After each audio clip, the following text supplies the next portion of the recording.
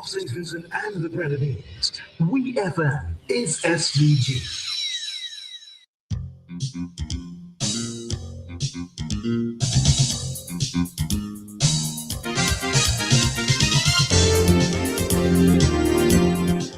Minutes on to 11 o'clock here in St. Vincent and the Grenadines. You're locked on to WEFM 99.9, the clean fresh sound, and this is your It's Your Turn program. Remember, It's Your Turn is an interactive program, so the numbers to call are 457-9997 if you're calling from a local landline, 532-9997 if you're calling from a digital cell phone, or you can call us or send us a message on WhatsApp at 457-9997.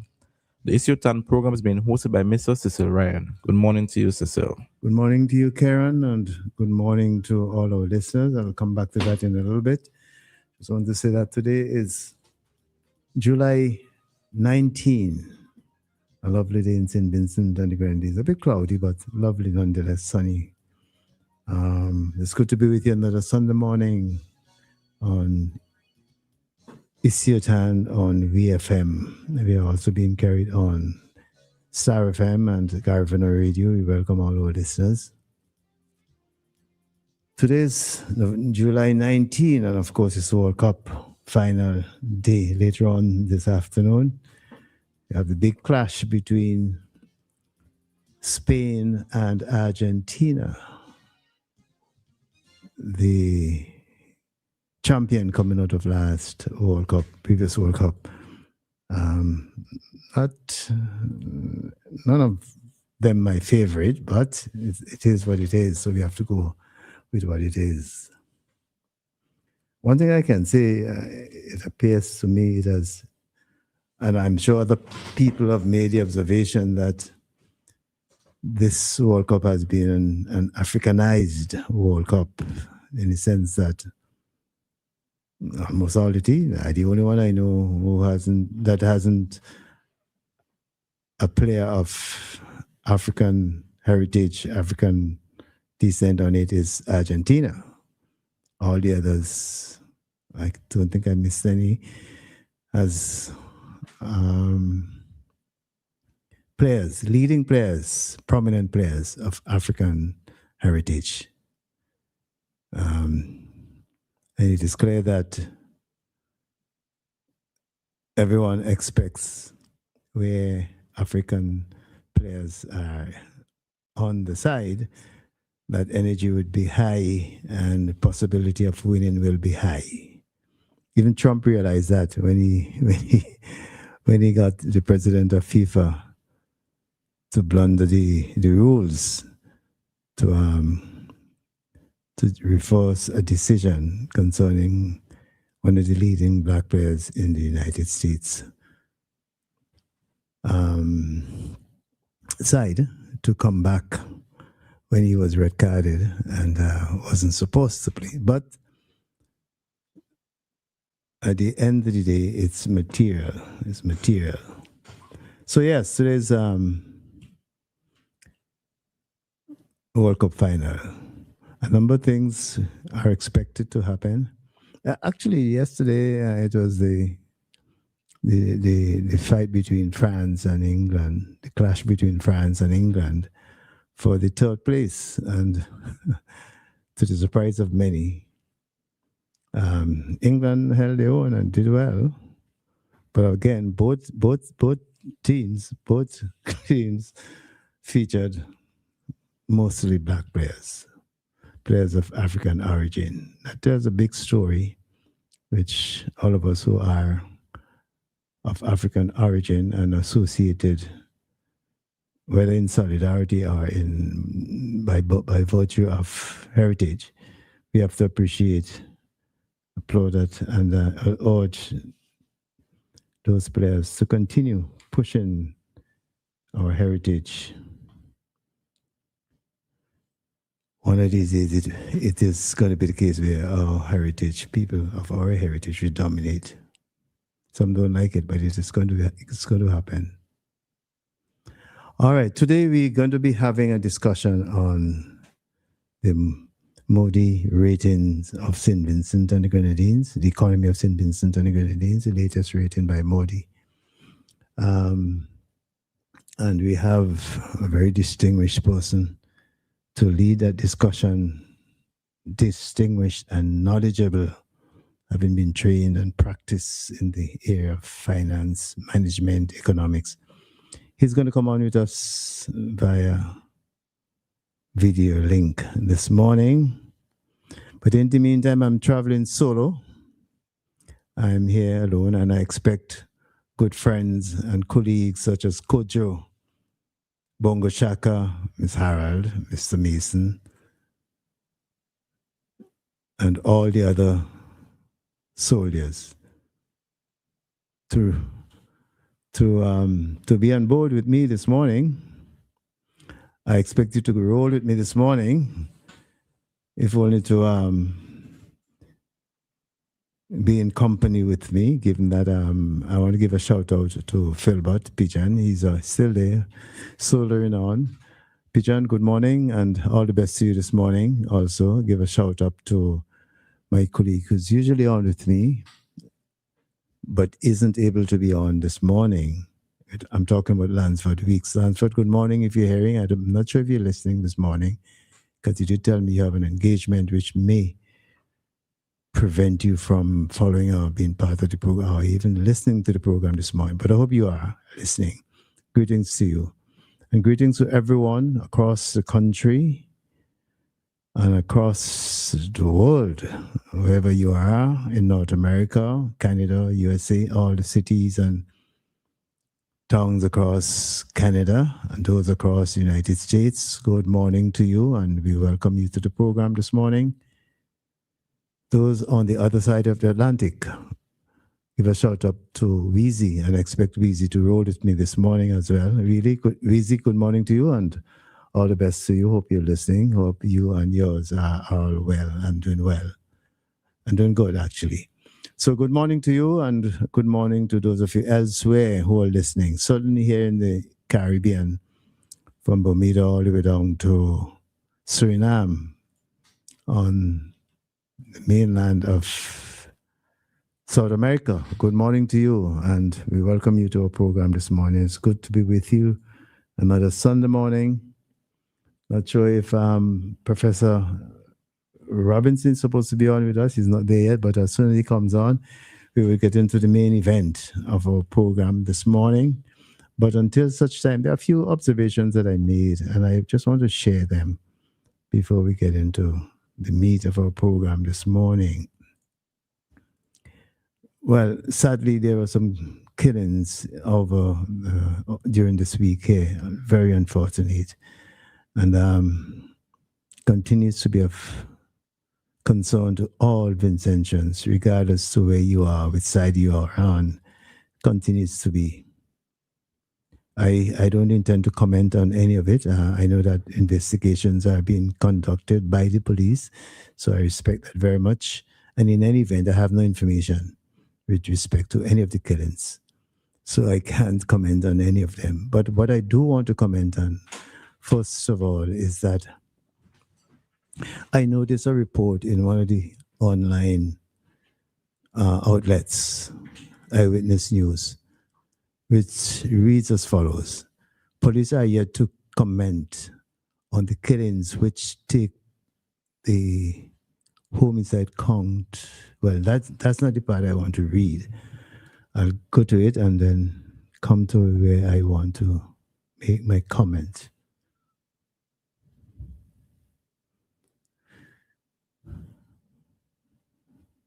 Yes, this is it. It says here, 3 men, including 2 with a history of violence, were shot and killed in Kingston on Friday night. And that's it. These 3 men were shot and killed, period, regardless to what history they've had. There are 3 lives who we have lost. 3 men, young men in St. Vincent and Grenadines. We have lost them. Whether or not they had a history of violence, that's irrelevant to the fact, to the report, because in my view, by including that those two, that phrase, with a history of violence. You're saying, you're giving the impression, I get the impression that, oh, it's okay to kill them because they had a violent life, they conducted a violent life. That is what this thing is telling us. And further to that, it's basically telling Vincentians to get accustomed to it. These people are violent, so they don't count. Their lives don't count. And I find that to be so troubling, that this is the manner in which this thing is being reported. It's really troubling. A similar report I noticed on the back page of the Searchlight newspaper, reporting on the murder of Nick Oliver. Similarly, they're talking about this person was also had some element of violence in his life. That's irrelevant to the story. Are you all trying to make Vincentians become immune to be accepting this as the norm? Is that the intention of the way these stories are pitched? I for one, condemn this form of reporting because it doesn't help the situation. Whether or not these folks who had a violent past or whatever it is, their lives that have been taken away untimely. Focus on that. And that's where the issue is. Not that they had a history of violence and so on and so forth. Leave that to the court when they go to the court and the court dealing with it. But I object to this kind of reporting because it seems to me they're trying to say it's justified because these people had history of violence. So it's justified. Well, I urge people who are listening and people who read the same story that they must sidetrack these stories. Don't pay them any mind because we know what they're all trying to do. And it is not right. It is not right. It is wrong. Similarly, I want to comment on the murder that took place about 2 weeks ago of the elderly lady who lived in, the murder took place in Proven Vale. She was 84. She was a farmer, hard-working farmer. And I've heard no statement from any of the women's organization or any department of government representing women. No story whatsoever, no condemnation of the act whatsoever. And the police reported, it was on the front page of the midweek paper of the Searchlight, that she was strangled and raped. And no, everybody just shush up. Not a single song about that. That is not good. Is that where our society has reached? That is not good. This is bad. And we need to reject that kind of tendency here, because it means that we start beginning to accept these things as norm. They're not norm. They're not norm. And we must call them out, see them for what they are and call them out. And so I feel a way about the way these things are reported, certainly the killings, and also the fact that there has been no comment on the death or the murder of a 84-year-old woman who was a hard-working farmer. As reported in the Searchlight, midweek Searchlight, police reported that she was strangled and raped. And those things we have to condemn in the strongest voice possible. And as many of us possible must join together and condemn these things. All right, so we have, I think Professor Robbins is on line now.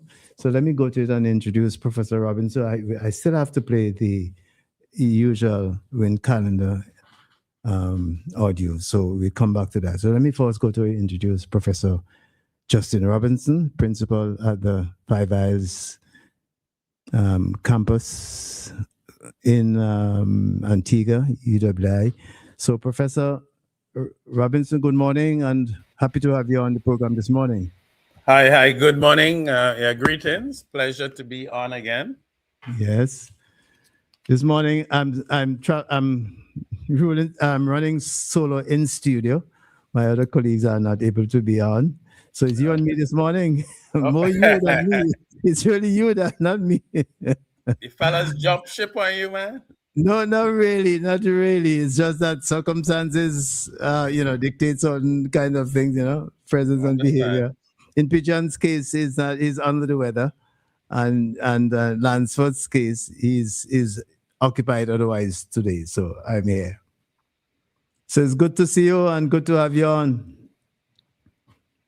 Yes, always a pleasure. Usually, Professor Robinson, while you're on to give us an understanding, help us to understand the latest ratings by Modi on the economy of St. Vincent and the Grenadines. But before we get into that, usually we play an audio clip by Win Calendar, which he kind of scanned the Caribbean and report on a number of things. So if you don't mind. That's fine. Okay, so I'll start it right now so we can get into that. This is Caribbean Connection News. Thanks for joining us. I'm Win Calendar, and this is the Caribbean Connection News. We begin our coverage in Bridgetown, Barbados. The cricketing fraternity has been thrown into mourning following the death of Barbados national hero, the Right Excellent Sir Garfield St. Alban Sobers, affectionately known as Sir Gary. Sir Gary passed away on Friday, 11 days shy of his 90th birthday. Sir Gary's son, Daniel Sobers, who was at his father's side at the time of his death, said he had been ailing for some time, and he passed away peacefully. Garfield St. Alban Sobers was born on July 28, 1936, and went on to become one of the greatest cricketers of all time. He represented West Indies between 1954 and 1974 and played 93 test matches, scoring 8,032 runs at a spectacular average of 57.78. He held the world record for the highest test score of 365 not out for 36 years before it was broken by Brian Lara in 1994. Sir Garfield also claimed 235 wickets at an average of 34.03 and an economy rate of 2.22.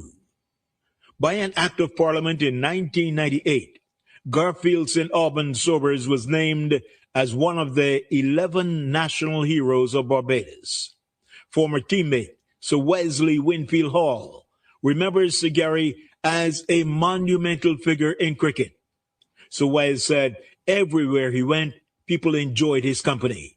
Sir Wes shared some of his memories with the media. He was very wonderful to me. I met him when he was only about 8 years old.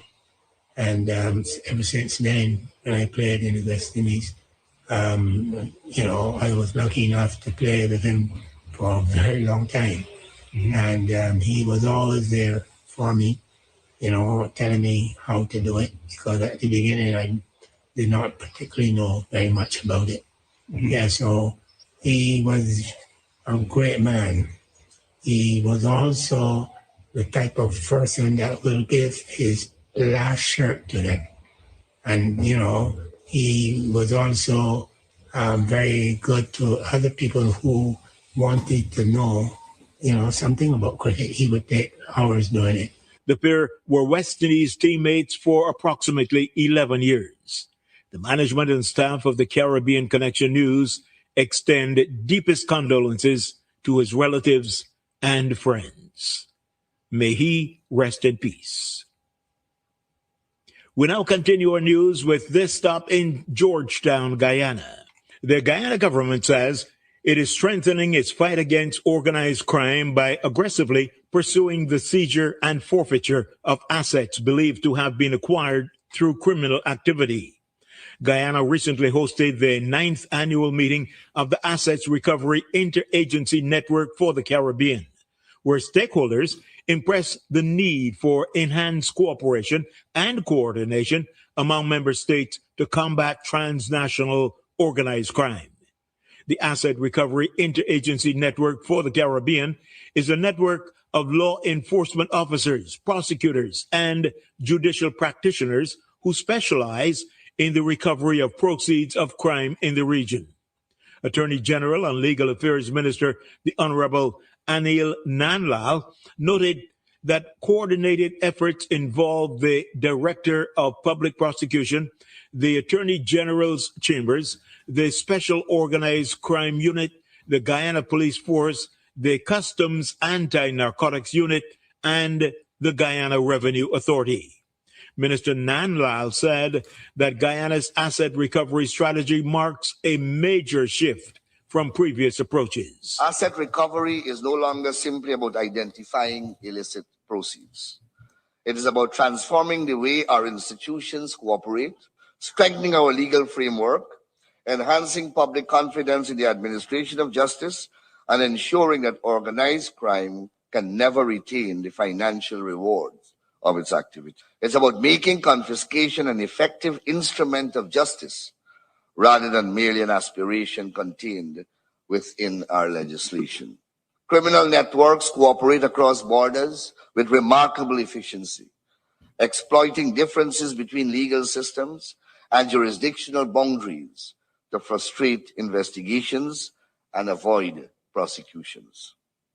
If criminals have learned to collaborate without regard for borders, then governments, prosecutors, investigators, and financial intelligence units must collaborate even more effectively.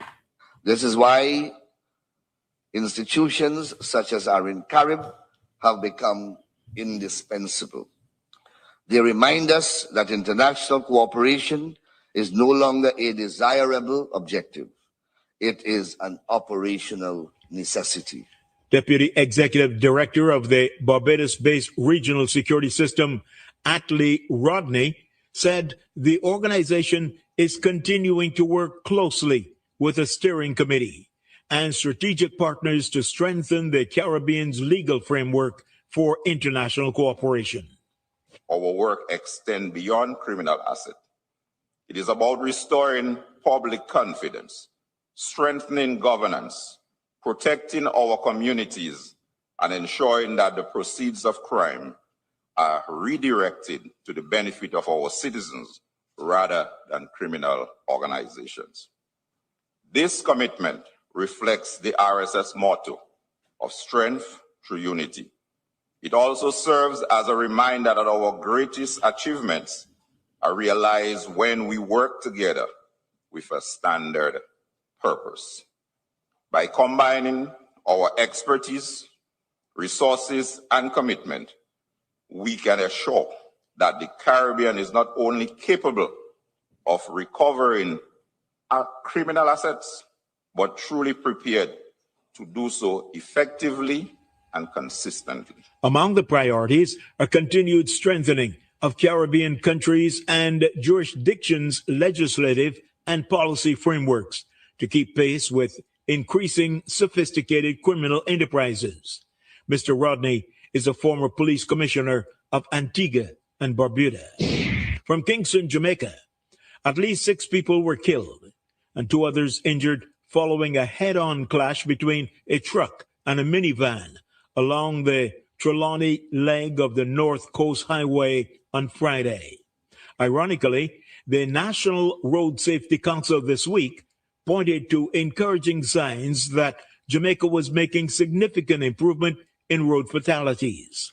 However, chairman of the council, Dr. Lucian Jones, says since June, the island has seen an explosion of road fatalities. It now means that 156 people have died on the nation's roads since the beginning of the year. That traditionally, analyzing the trends, we can forecast that the summer months are going to be terrible. But we never expected this kind of mayhem and carnage on the road in one single crash. Every single aspect of the Road Traffic Act needs to be rolled out as quickly as possible so that all the tools that we have, including public education, including enforcement at every level, including training and retraining, can be mobilized so that we don't have this kind of chaos and mayhem and carnage continuing on our roads. Up to news time, the names of those killed have not been disclosed. Media reports said that the death toll in traffic crashes in Trelawney since the start of the year has risen to 25 more than what had been recorded for the corresponding period last year. From Port of Spain, Trinidad, a High Court judge on Friday issued an order that the extradition proceedings against the former vice president of the International Football Federation, Jack Warner, to the United States be permanently stayed. In addition, Justice Karen Reed ruled that the defendants shall pay to Warner damages in respect of the breaches of his constitutional rights, which would be addressed by the court in default of an agreement.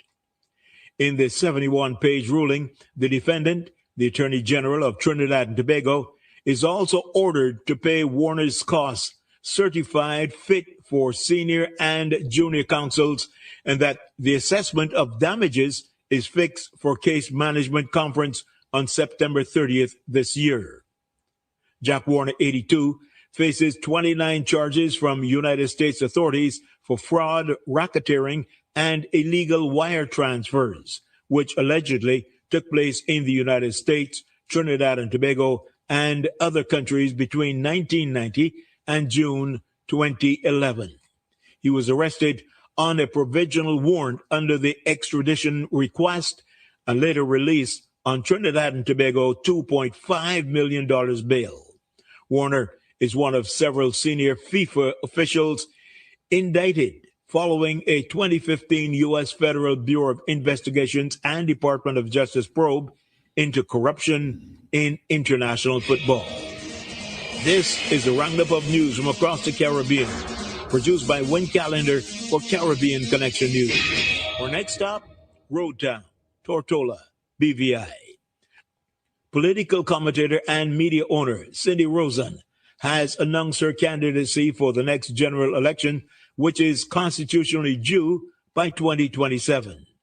In an official broadcast on Thursday, July 16th, Roseanne said she intends to contest the election as an independent, territorial, at-large candidate. According to Roseanne, her decision to seek elected office was driven by what she described as the many societal challenges facing the Virgin Islands. I am not seeking office for recognition. I am not seeking titles. I am not seeking power. I am seeking the opportunity to serve, because leadership was never meant to elevate one individual. Leadership exists to elevate all people. Somewhere along the way, politics have convinced us that our differences are greater than our dreams. I refuse to believe that. I believe our greatest strength has always been our unity. I believe our diversity is one of our greatest gifts. And I believe that our future will only be secured when we recognize that we are greater than the sum of our individual ambitions. Roseanne said she will be visiting every single community in the territory in the coming weeks and months. She said the campaign will focus on engaging residents and listening to their concerns.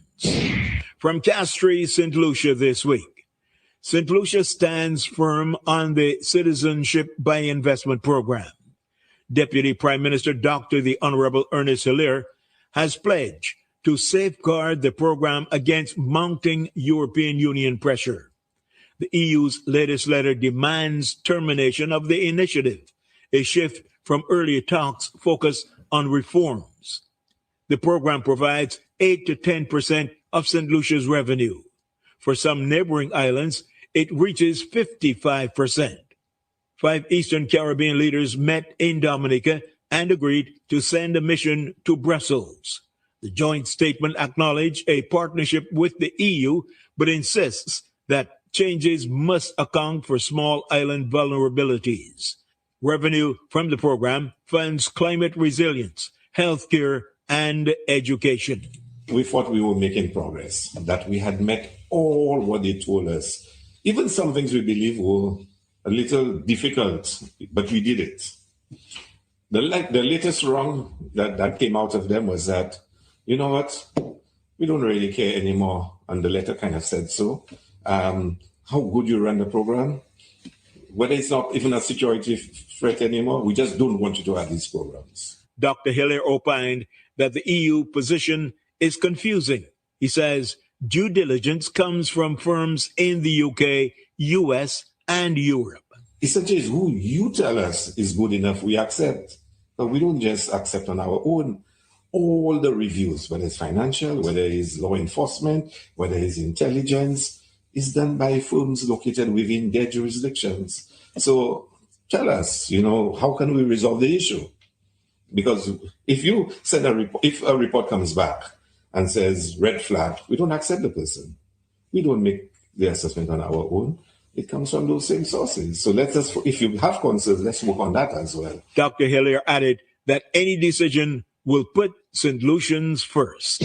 From Kingstown, St. Vincent, and the Grenadines, Minister of Tourism, Dr. the Honorable Kishore Shallow says Vincimas 2026 has contributed to an increase in tourist arrival. We're quite pleased with what we saw. We haven't really gotten the stats yet, which we're waiting on. And the statistic would inform, obviously, how well we did. But, on the surface, we believe that, it was one of the biggest carnival in a long time. Certainly based on the fact that hotels were booked out, the events were sold out, especially those private events. So overall, I would say we are pleased. While expressing satisfaction with this year's festival, Minister Shallow noted that there are still some challenges which need to be addressed. There's still some opportunities for improvement in terms of the traditional events, the CDC events. And so that is something that we're going to try and improve on, because while we appreciate the fact that the private events have been growing over the years and doing really well and attracting our foreigners to St. Vincent and the Grenadines for Vincimas, we also want our traditional events to continue to play a critical part in the festival. So we're going to improve on that, but overall we are quite pleased. And finally, this story out of Baxter, St. Kitts. St. Kitts and Nevis Prime Minister Dr. the Honorable Terence Drew says strict screening and security measures are being applied as the Twin Island Federation moves towards entering into an agreement with the United States on the relocation of illegal immigrants to the region. Prime Minister Drew, speaking on the latest edition of the Prime Minister's Roundtable, said that the agreement with Washington applies to nationals of CARICOM community member states and provides St. Kitts and Nevis with the authority to reject any proposed individual who does not satisfy the country's security requirements. Prime Minister Drew told reporters that the individuals transferred to the Twin Island Federation would be subjected to background, immigration, medical, and security assessments before their arrival. In May, the government had confirmed that 3 CARICOM nationals had been transferred from the United States, not because of criminal convictions, but in relation to immigration violations in the United States. The government said then that relevant national security, immigration, and law enforcement agencies were engaged in the process, and the United States provided available biographical, medical, and criminal background information before the transfers. That's where I will leave you this week. All right, so that was it, Professor Robinson. A weekly clip that we play here, audio clip that we play here on Issue at Hand. The clip is prepared, as he said, Win Calendar from Barbados. Normally, we give a chance, before we get into the main event, we give a chance for our guests or people who want to comment on what they've heard, any aspect of the broadcast. So I want to do that now. So, Professor Robinson, anything that you would want to highlight or comment on? Well, I would suggest that in some ways, one of the most significant aspects, it would be the comments coming out of St. Lucia as it relates to the Citizenship by Investment program, as well as the comments out of St. Kitts about the third country nationals. I think those are two significant policy issues that are affecting the Eastern Caribbean. Certainly the OECS, a number of OECS countries are very highly reliant on the Citizen by Investment programs. I know St. Vincent is contemplating one. And then countries, well, not just the OECS, are being asked to take these third country nationals by the US. I think these are very difficult policy issues, and I think it's important that how the countries respond to this. One, that we have a unified regional response, at least a unified OECS response. Our bargaining power is a lot stronger if we have a unified response rather than being picked off one by one. And that secondly, it doesn't really descend too much into partisan politics. I see both of these issues that go to the heart of sovereignty of these states. And it would be very unfortunate if the response of the nations was heavily influenced by partisan domestic politics. I don't think these are issues that people should be trying to make political capital of, because I think they go to the heart of our existence as sovereign states. All right. There was also this story on the passing of Sir Gary Sobers. That's long before your time, I think. Yeah, no, I did meet him. Oh, you did? Okay. I did meet him quite a few times, and I think he felt he was a better domino player than he was a cricketer. He was okay. He was quite a perfectionist. I did have the pleasure on a couple of Friday evenings of seeing the vicious rivalry between himself and Owen Arthur over the domino table, because Owen thought he was the best domino player, but Sir Gary thought he wasn't nearly in his league, and I think the results were in favor of Sir Gary. Yeah? And you know what always struck you about Sir Gary was how humble he was. Mm-hmm. He really, really didn't let that stuff go to his head. I mean, and my wife provides legal services for Sir Gary's ex-wife, so I actually got to interact with him. Okay.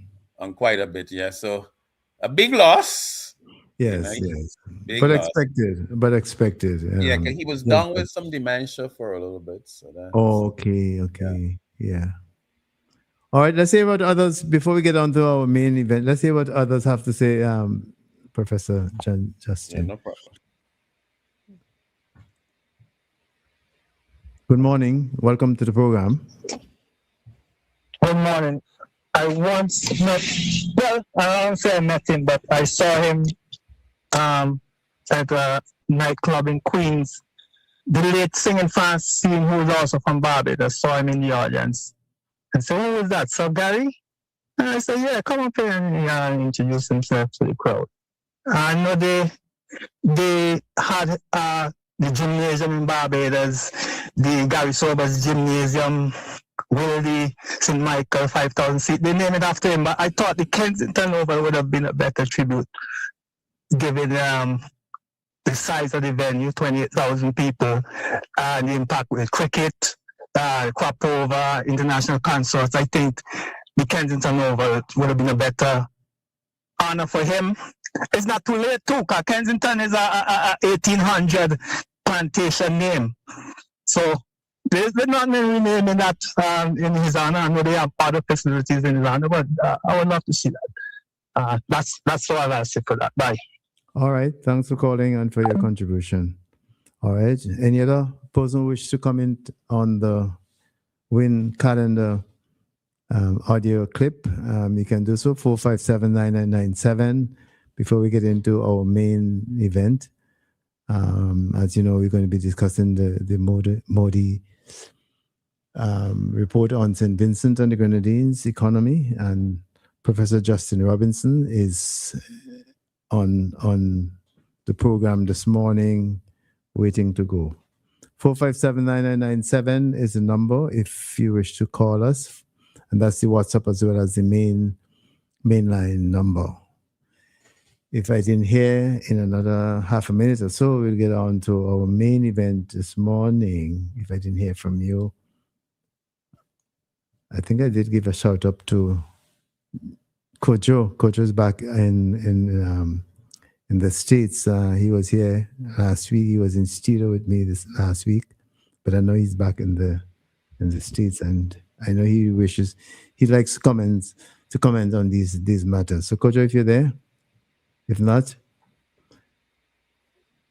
Professor Robinson, that's it for this part of the program. So it's over to our main event, which is Modi's report on the economy of St. Vincent and the Grenadines. I know a number of persons have responded on social media, in the paper, and all ways. But as usual, people sense that they become experts overnight, especially when they are in Facebook or Instagram, and they have all kinds of comments to make. But I think we want to hear from someone who is trained in those matters, someone who has experience, who has advised, consulted governments across the region, consulted institutions, banks, and so on. Person who is not only a theoretician, but also a practical man in many, many ways, a man whose mind has been trained. So, Professor Robinson, we thank you for being on again, and I invite you now to get into it. Okay, so thank you very much. So the latest, Moody's Investor Services, a major credit rating agency out of the US, has issued recently its latest rating and outlook for St. Vincent. And maybe I think I would start by saying what the rating has not said. Okay. So Moody's has not said that SVG is bankrupt or already in default. It has not said that. It lowered the rating one notch from B3 to CAA1, and maybe we could talk a little bit more about what those mean as we go on, and with a negative outlook. And again, we could talk a little bit about that. So, and I think the message is that the government's margin for error has really narrowed significantly. I think the downgrade and the negative outlook are a warning that the margin for error has narrowed significantly. And the main concerns, I would say, that led to that are the level of debt, and also importantly, the trajectory of the debt, so if it were high and on the way down, I think it'd be different, but it's the level and trajectory of the debt, the fact that the budget deficit is still in double digit, and the annual financing need of the government, the total amount of money that the government actually needs to borrow in a year, in a financial year, is almost 18% of GDP, which is quite high. And really liquidity concerns in that they're sort of limited access to financing and heavily reliant on some banks. I would say COVID-19, the volcanic eruption, Hurricane Beryl, probably, I would say, contributed directly 20-25% of the debt increase, but there are some other issues. I think one of the issues that the report also speaks to is the proposed debt swap. If this swap is successful, it could ease some of the liquidity problems, the ability to finance the government if you could lower your interest costs, spread it out. However, I think Moody's is also signaling that if the swap is done in a way that creditors lose money, then that could trigger another rating event. So that would be my sort of opening bit about that. So I think the downgrade should be treated as a serious warning about the government's liquidity, refinancing capacity, and the debt trajectory. And I think the decisive change was not simply that debt was higher. In July 2025, Moody's still expected the debt to begin declining as a percentage of GDP. But I think by June this year, it was estimating debt at approximately 103% in 2025 and potentially peaking. So I think the trajectory at near 124% in 2029. And then the gross financing needs, government revenue minus expense, how much the government has to raise. New debt plus to pay old debt is almost 18% of GDP. And the sources to finance it seem to have really tightened. Mm-hmm. I mean, the underlying debt stock was built up over several years. I think there were some shocks. I sort of mentioned that. Major capital projects, persistent deficits, rising debt service. So that's built up. You don't get that debt in 1 year or 2 years. That's built up. So I think there's a lot of responsibility to share. But you have a government, and the government, they control the fiscal response to the situation. And the final terms of any debt transaction would be actually quite important. If you don't mind, I don't know if we have the appetite for of a definition of like the Moody's ratings categories and so on. Oh yes, that would be very much appreciated, because I think we need to have an understanding of that. So go right ahead, Professor. Yes. So I don't want us to make credit ratings more than they are or less than they are. So agencies like Moody's are paid a fee. So St. Vincent pays Moody's a fee to assess our relative credit worthiness. It's almost like a banker's product. It's really meant to guide lenders. What is the likelihood that if you lend this country some money, that they are going to pay you back? So it's really assessing the ability of the government to really pay its debts. It's not an assessment of the economy or the society or anything like that. It's really focused on your ability to service your debt. We would think that, so typically in the financial markets, the ratings we think of into two categories: investment grade ratings and what you would call speculative, junk, or high yield. So those are the two big categories, investment grade and So if a borrower is rated investment grade, then there's a low to moderate risk that if you lend them money, they won't be able to service their debts. Whereas in the non-investment grade, what's something called speculative or junk or high yield, then there's higher risk. And all the rating agencies do that. Okay, so Moody's, the highest rating is AAA. They use slightly different alphabet. So with Moody's, it's a capital A with 2 lowercase. That's the highest minimal credit risk. You don't have to worry.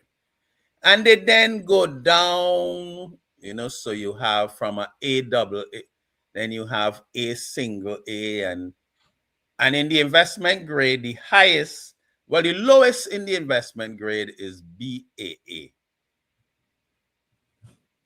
Now, then if you go to the speculative grade, you then go from the B's down to the C's. So St. Vincent was already below investment grade, but one of the, because we were B3, I think, before this. Mm-hmm. So the move, but we certainly have moved out of the B category, which is not good, going down. So we are now in the C category, which is seen as significantly higher risk than the B category. Now, CAA1 is the highest notch in the CAA category. And I always think the words are sometimes more useful than the rating, So a CAA1 rating, the wording that would be associated with that is very high credit risk, poor standing. So it does indicate that there is some fairly decent risk that this borrower could default. Things have to go well. If there are shocks, they may not be able to do it. So the rating indicates to a borrower the likelihood that you're going to default, and it really affects whether borrowers are willing to lend, and maybe even more importantly, if they lend, what interest rate they will charge and what terms that they will charge in there. So we are not, so we were not investment grade, and we're not right now as it stands. I think only Trinidad and Tobago is the only investment grade country in CARICOM. And I think they are at the bottom they're almost on that last round. So Barbados is not investment grade. Jamaica is not. Bahamas is not. So Trinidad is the only investment grade credit in the Caribbean. So in a sense, we are not alone in being non-investment grade. Mm-hmm. But certainly moving from the B into the C category is not good. And also worrying, in some ways, what is more worrying for me is the outlook. Because the credit rating agency will periodically review the credit rating. And the negative outlook, I mean, if we were to keep it as simple as we can, the negative outlook says that, so the outlook, it could be one of three outlooks. The outlook could be positive, it could be stable, or it could be negative. And a simple thing about it is that a positive outlook indicates where they're thinking, based on what we know now and what we expect, when we review this rating again, there is a decent chance that we could improve the rating or increase it. Stable would indicate that they kind of expect that they wouldn't change it. Things would remain the same. Whereas a negative outlook indicates that there is some decent chance that we will downgrade at the next review. So moving from the B to the C with a negative outlook, certainly I would say is cause for concern, because it's not just the level, but the trajectory, I would say, is important. And I guess I could pause there if you have any questions, comments. Yeah, question. Even as you talked about the results, what factors can cause the ratings to change? What are some of those factors? And I mean, in a positive way. Right. So now, one of the points to make about credit ratings is also a relative ranking, right? Mm-hmm. So it's not just about SVG alone. SVG is being compared to all of the countries that Moody's rates. So in theory, everything could remain the same for you, but things get better for other countries and you can get downgraded. Okay, so it is a relative rating. Now, clearly, the debt to GDP ratio is a huge factor in these credit ratings. I would probably suggest that it might be the single most important factor. Now, so it's your debt divided by your GDP, right? So you ask what could improve it. So you could think, what could, if we look at that ratio, what could bring that down, right? Mm-hmm. So it could be a change, in the numerator or the denominator. You have debt on top divided. So GDP growth is a major factor. So coming in there. Because if your GDP is growing at a certain pace, then that can bring it down with the same level of debt. 2026 GDP. So if we look at 2024, GDP growth was 4%. 2025, I think it's about 3.5%. Yeah. And the 2026 is forecast at 2.5%. So the negative, so improving GDP growth would be one way, and certainly the lowering or the lower GDP forecast can increase your debt to GDP with nothing else being changed. And how can a country increase its debt to GDP? Right. So one way to lower the debt to GDP is faster growing GDP. Now you can't just, because then the denominator gets bigger. Mm-hmm. And if the numerator is the same, then the debt to GDP will be smaller. So as I look at the government's response, and I think I did a piece for the Eye of the Needle, and I don't know, it should be austerity for austerity's sake, because you can get that temptation. But critical to any of this has to be, what is the growth strategy? Because if you reduce the debt through austerity, but your GDP falls faster, you will actually end up with a higher debt to GDP ratio. Mm-hmm. So the growth strategy for the economy is an integral part. Now the numerator, how do you get the actual debt stock down? Now, what is driving that is that's where the deficits are important. How much does the government have to borrow each year? So the fiscal deficit is an important piece of this. How much new debt do you have to have? So if your revenues are forecast at 100 million and your expenditures at 120, then you need to get 20 million in new debt. So your debt will go up.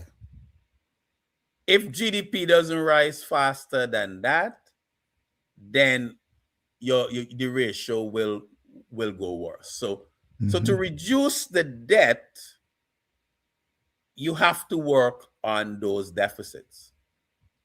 And there are really two main ways combination: increase revenue, lower expenditure, or some combination of both.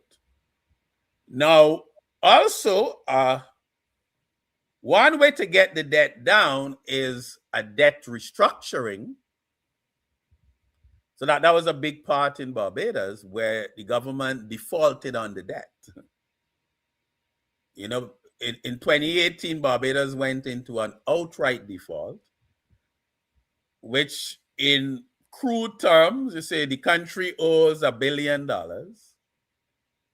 it says we can't pay back that money. So for every bond you have or every loan, so let's take it as a bond. So let's say the country owes $1 billion. That money was borrowed at 10% interest and 20 years left. I mean, a crude, oversimplified way of a debt restructuring. We say, okay, we can't pay that back, so we're going to give a haircut.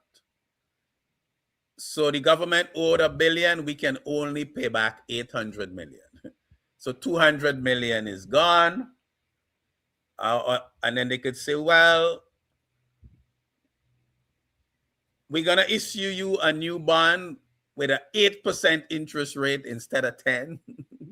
And instead of 20 years, we want 30 years. So there are different ways that you could do this. But to actually reduce the stock of debt, you're going to have a debt if you're going to use a debt restructuring, to actually reduce the quantity of debt, you're going to have a haircut. Now, that's fairly unpleasant. That will move you into a grade D. You are defaulting. But sometimes the argument is, you can now come back fresh. It's like a radical surgery. And sometimes there's a case for a default. Huh? You say, look, all of us made mistakes along the way. We need some lenders who are too generous. The government borrowed too. We actually need to wheel and come again and start fresh from a lower base. There will be some pain. And that was a central part of the restructuring program in Barbados. Huh? The government defaulted on its debt. In that case, Professor Robinson, who would bear the pain? Right. So one of the things they argued in Barbados is that the sorting out the public finances, that they tried to share the pain.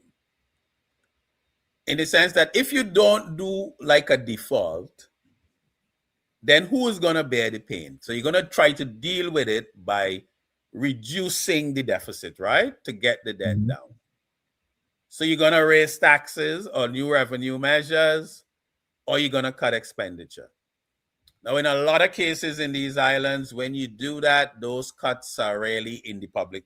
It's public servants are going to pay a lot of that. Again, if I use the Barbados example, because I'm very familiar with it, in 1991, with Sir Lloyd Erskine Sandiford as Prime Minister, one of the key measures they had was that civil servant salaries were cut by 8%. In 2013, when the Frienders-Stewart administration was dealing with some problems, they said, okay, we are no longer going to pay the tuition fees for Barbadians going to UWI and so on. So usually, if you're dealing with it on the fiscal side, public servants and other consumers of public services, some people feel the ordinary man will bear a lot of that pain and the higher taxes. If you have a debt default, then the pain is borne, that element of the pain is borne by the lenders.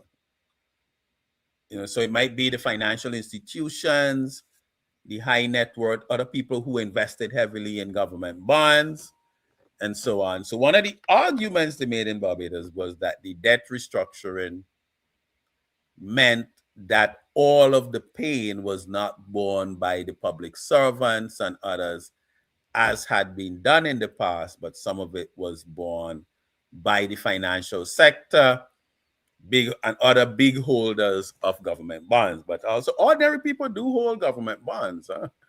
I still remember one of my neighbors in Barbados who took a real bath. He had put his gratuity in the bonds, etc., etc. So again, sometimes there are no easy choices if you're trying to fix that. Now, in the event, before Professor Robinson, in the event of a haircut, And obviously, as you said, people, lenders or ordinary citizens lose. They bear the pain. What implication that would have for the next, if there were to be another issuance of a bond? Right. So that's often one of the price costs you pay.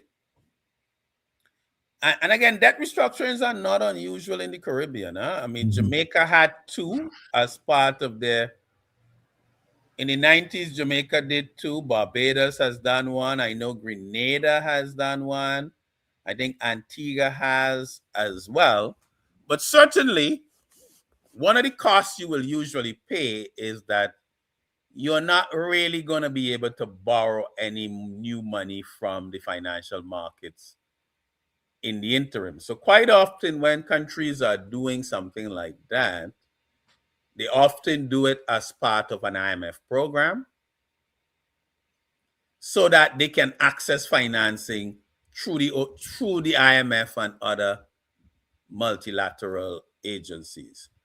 Now, ironically, to some extent, when you do the debt, if you do a default, you then go to credit rating D, which means you're in default. But subsequent to the default, your credit rating can actually go up. Because, so let's say when I defaulted, so let's give a simple example how it might work. I own a government bond that I paid 1,000 EC for at 10% interest, and it has 10 years left to mature. What would typically happen, and it's a complicated legal process, but the government would cancel my old bond, and then they would issue me a new one for, let's say, $600 instead of 1,000 at 5% interest and 20 years to repay. I'm just using some extreme numbers. Yes. So I'm moving from them owing me $1,000 at 10% with 10 more years to repay me to them saying, well, you know, Justin boy, you got to eat 400 of that. We can't pay you that back. So I get a new bond for 600. We only going to pay you 5% on this one. And instead of getting that money back in 10 years, you got to wait 20. Now, what that means, though, is that the government, so the total stock of debt gets smaller because instead of owing me 1,000, they owe 600. And annual debt service is going to be lower because they're paying me a lower interest rate and the money spread out. So in a way, it's really nothing so different than when you cash flow tight and you go to a credit union and you kind of refinance your stuff and they spread it out so that your monthly payment gets smaller. So then your debt metrics will actually look better. Your ability to service that new bond is better. And your credit rating can then begin to go back up. But certainly, people can have very long memories. Sometimes in these small markets, it can even take longer to rebound. Our best guess, it can take up to 5 years sometimes before people come back. So when countries do this, they often do it as part of an IMF program because they can then get IMF funding. And the fact that you are in the IMF program, and that was a key part of the Barbados strategy, in that can help catalyze money from World Bank and other players because now you are in that fiscal discipline. Just to go back, did you say that the Modi's assessment is based on an invitation, or is it invitation, or you said the government pays for that? The government pays, so you contract a rating agency. So the governor, so the government of St. Vincent is the client. You know, they pay for it. Okay, but given the fact that up until last November, the debt was there. It was high. There was no at the time of the last election. There was no rating from Modi. I think the last review would have been June or sometime last year, Mhm. and the outlook was stable. Okay. So what in your assessment is the change in from last year, June to now? Yeah, so in my opinion, I think a couple of things are different. I think one is the lower GDP forecast, Mhm. because I think that has, so in a sense, debt to GDP is not falling as fast or not projected to fall as fast as Moody's would have projected in 2025, expected in 2025. And I think that is so for two reasons. One, the GDP growth rate projection is now 2.5. And maybe Moody's expected more aggressive deficit reduction in any subsequent budget. So I think a combination of those. So I think that's one factor. Debt to GDP is not seen as declining as fast as Moody's. I think Moody's had read it that, okay, some of the spike in the debt were projects like the port, other big infrastructure projects, and that when those were finished, the debt to GDP, the debt level would flatten and with the normal growth. But maybe expenditures have been greater since then. So the deficit haven't dropped as much as they expected. And when you combine that with the lower growth, I think secondly, which is where some of the discussion about debt restructuring comes in, is the whole issue of liquidity. And liquidity is a shorter term perspective. Can you get through next year? So let's say my revenue projected for this year is 100 million. My expenses and so on are projected at 80 million or so. So Moody's spoke about the gross financing need, right? So the gross financing need has two parts. So we have some government bond, and I guess when I'm teaching, I often joke to my students that part of this is that you have to learn to think like a finance human, not like a normal human. Okay. So most of us, when we borrow money, like you go to the bank, you get a car loan or a house loan or a mortgage, those are what we call amortizing loans, okay? Amortizing loans. So when you make your monthly loan payment, your car or your land or house payment, your payment includes debt. The money you pay every month goes to interest plus principal. So if you have a 6-year car loan, at the end of 6 years, you've paid the bank all the interest plus the principal back, right? When governments borrow, or when you borrow by bonds, right? So let's take a government bond. A 10-year bond of 40 million at 5%.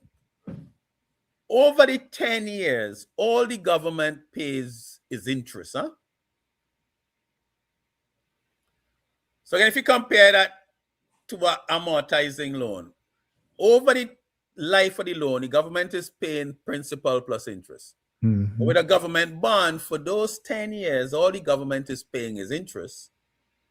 And then the principal is due in one shot at the end, right? Now, and when I say people have to learn to think like a finance human and not a normal human. Now, so the government now has the government now has in year 10 to find 20 million to pay in a lump sum, right? Where does the government plan to get that 20 million from?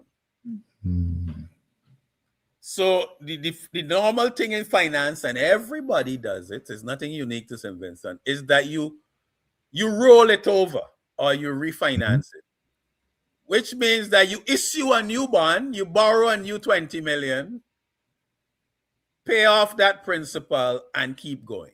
Okay? So the people in the debt management unit, or the government and others, they are looking at all of these payments coming due, and they're planning and timing their debt issues.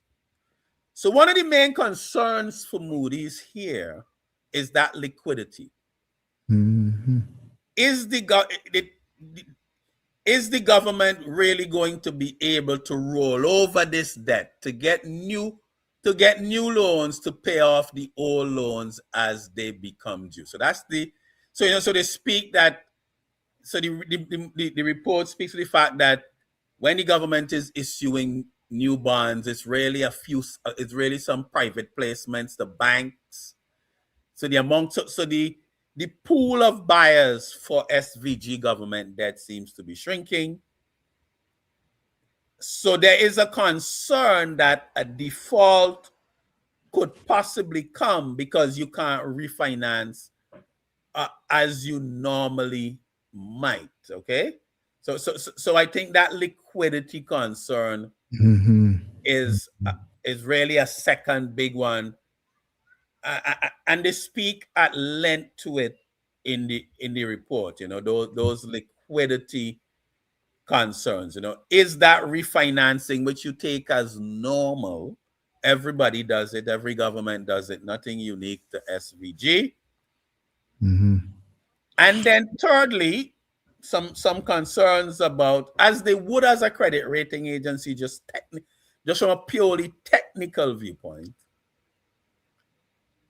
the term, so a debt swap has been announced or spoken to, and that if that were to occur and the terms and conditions were such that lenders were worse off, that would be treated as a credit event. I mean, that's a technical term we use, a credit event.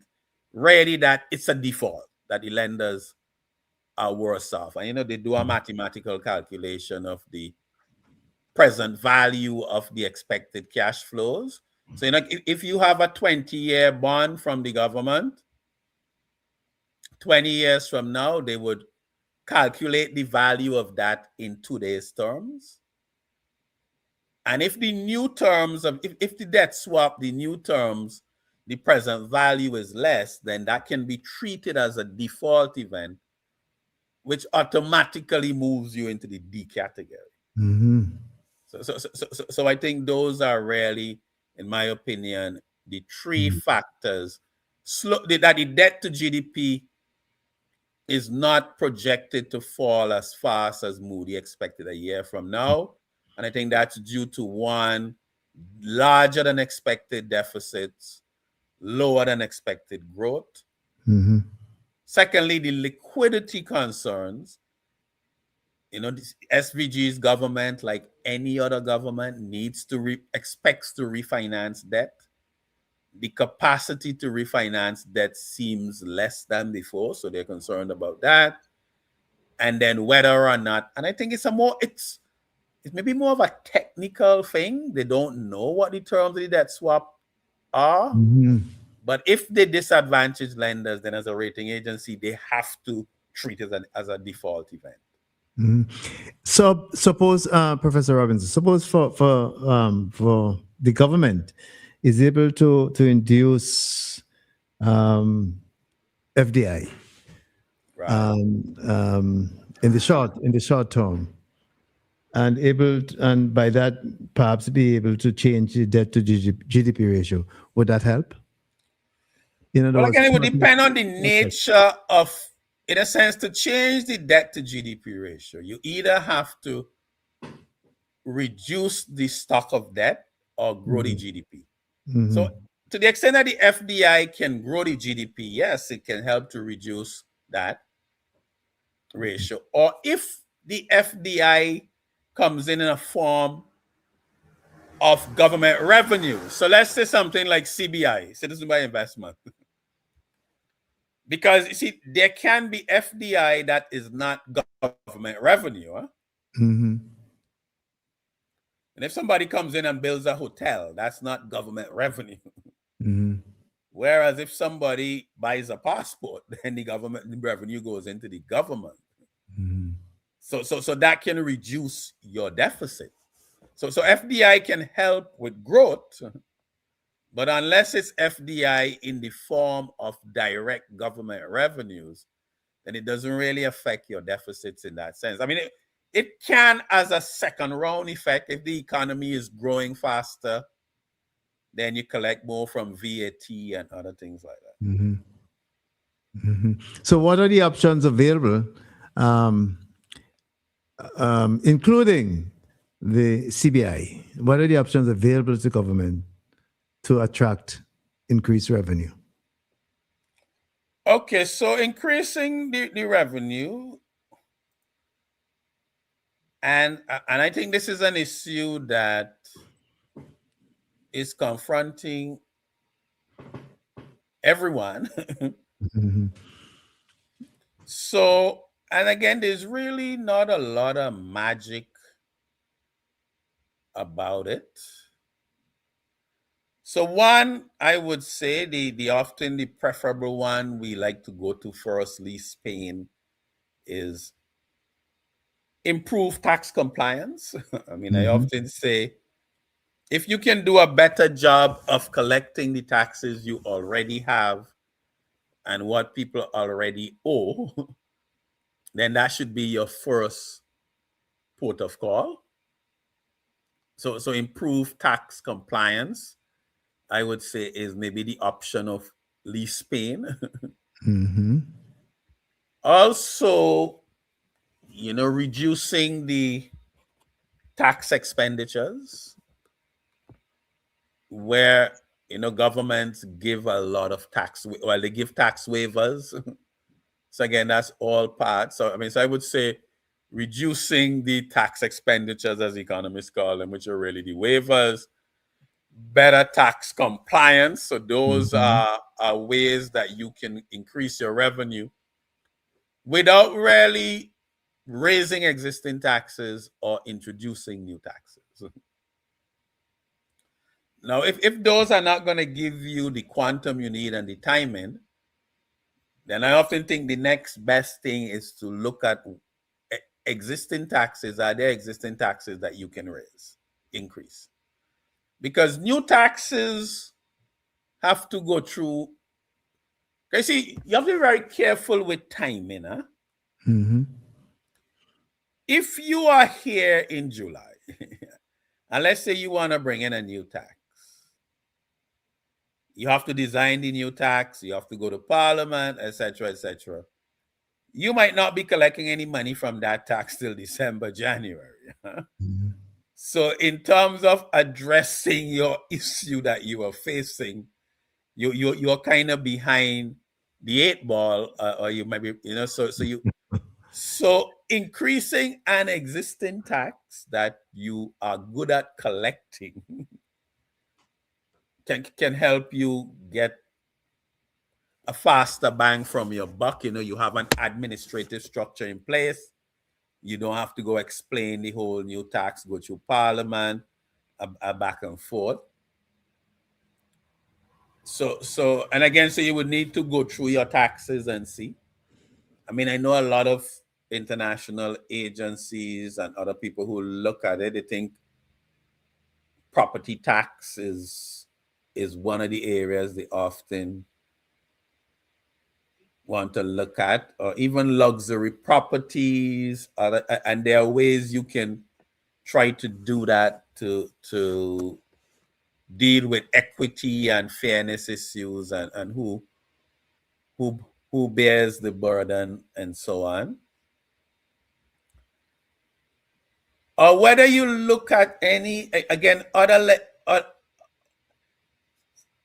issue, some government services that are free at the point of delivery are underpriced.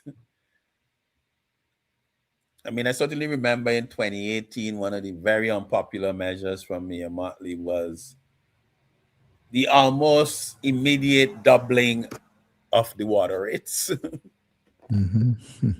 at the basic level.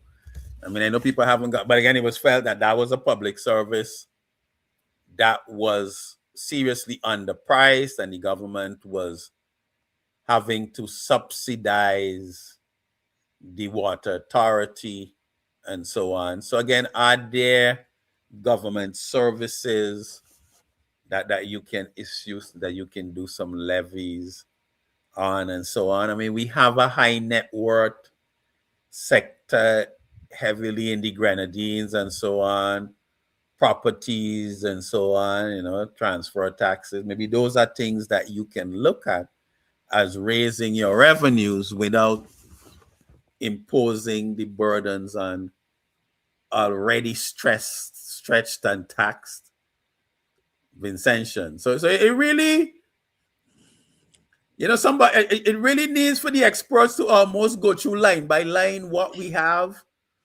what we are spending on other areas, and really coming up with a menu.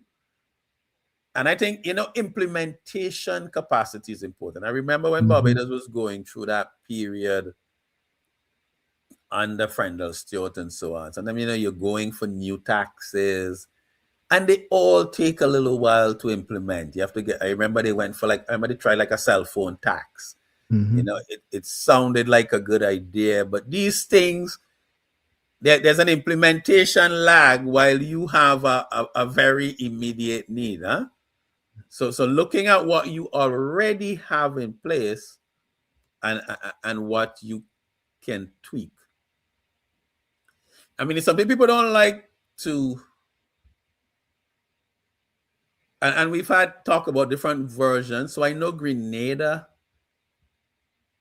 and he's not, well, I think a lot of that was done by, Tim Antoine did led a lot of that while he was financial secretary, where you had a homegrown fiscal adjustment program, and they had a lot of success with that. That's not always easy to do. It's not always easy to do. So sometimes people choose to do it in the context of an IMF program because it gives you a lot of credibility. And again, I'm not recommending IMF program. IMF programs are not meant to give anybody joy. Exactly. But one of the ways people think about, so let's say you have an employee, right?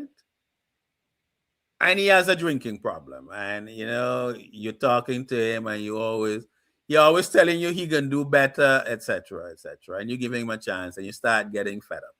Now, if he tells you that that he's going to join Alcoholics Anonymous,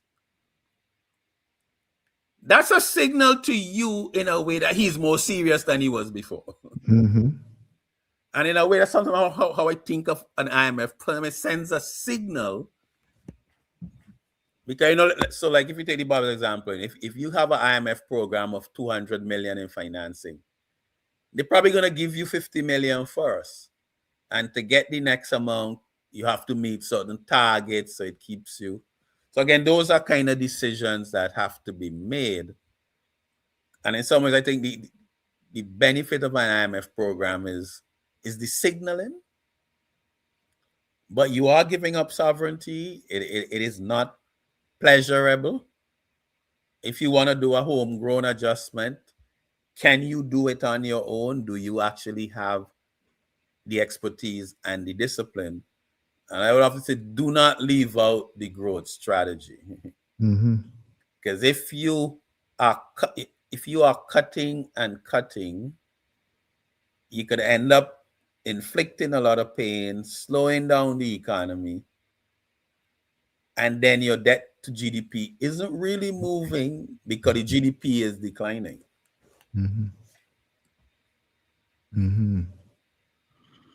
All right. The thing is, before I open to other people who want to have an interaction with you, when you read some of the comments on social media and elsewhere, you get the impression that there's a blame game going on in terms of whichever political administration is responsible. Right. But from my listening to you, you emphasize the importance in this rating call of the trajectory of the debt, the liquidity concerns. So whoever is able to manage that, I think my understanding, if you're able to manage those things, that it can affect the way your rating goes. Yeah, I mean, the political blame game is inevitable. I think there's a lot of blame to go around. Certainly, I think the last administration has to hold the majority of the blame for the level of the debt. I mean, it happened under their watch for 20-something years. So certainly the level of the debt, and you can get up a good debate. I mean, my own estimates is maybe 25, a quarter or so of that debt buildup would have been due to shocks, COVID, Beryl, the volcano, and those are the most recent shocks and so on. But you only have one government at a time. Mm-hmm. And in a sense, they have to manage, the government actually has to manage what is before it. Things like, the recent budget presented by the government would have been an important signal and would have influenced notions about the likely trajectory of the debt. So I think there's a bit of blame to go around. But, the credit rating report tells you what the concerns are. Mm-hmm. And as a policymaker, you sort of have to work through, how am I going to respond to this? And you sort of have to have a very clear strategy. So if you look at the Barbados strategy, I think one of the reasons they went for the default is they wanted to minimize the amount of the adjustment that fell on public servants and others. And they were saying that the debt holders, you have to bear piece of this pain. And that gave them some wiggle room to pursue their growth strategy and not take a knife to public services. Now, that's not, and again, they know the consequence. So then if you're going to do a default, then maybe one of the consequences of that is that you have to pretty much go into an IMF program if the thing is going to hold together.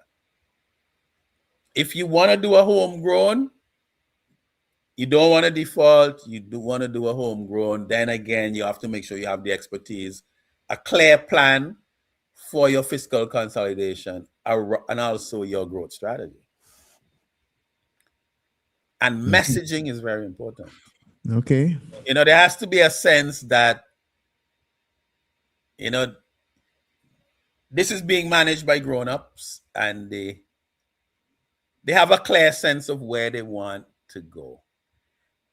And one of the things that we want to say to the policymakers to hopefully give them some encouragement. I mean, one of the things that I've been a director of the central bank in Barbados, too long now, almost 20 years. And one of the things I've seen that has changed is the confidence with which we engage the IMF and the rating agencies. Okay. And that comes from the fact that you are going into these meetings with a plan. You have your own plan of what you want to do, and you are engaging them. In fact, we like to say that we manage them now. They don't manage us. Okay. And I think that comes from having your own clear idea. I mean, there are a lot of Vincentians with financial expertise. We have Vincentians. I mean, I think a key part of Mia's success is, the now central bank governor. He was at the IMF, huh? We have, I'm hoping somebody's calling my old grammar school buddy, Gart Nichols. Gart he's in the IMF. These guys, are they even calling the central bank governor of Barbados and others? There are other Vincentians who have been in the fund, who understand the language, know the people. The ECCB governor would have taken Grenada through a homegrown. So we are not alone, and with confidence, you can engage these people.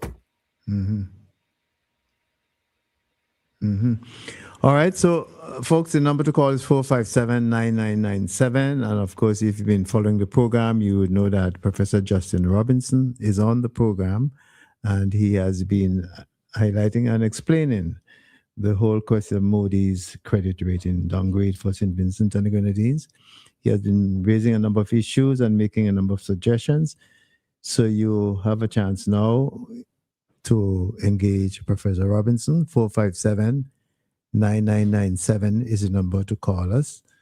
And you can call that direct, or you can call the same number and we get you on to interact with Professor Robinson via WhatsApp.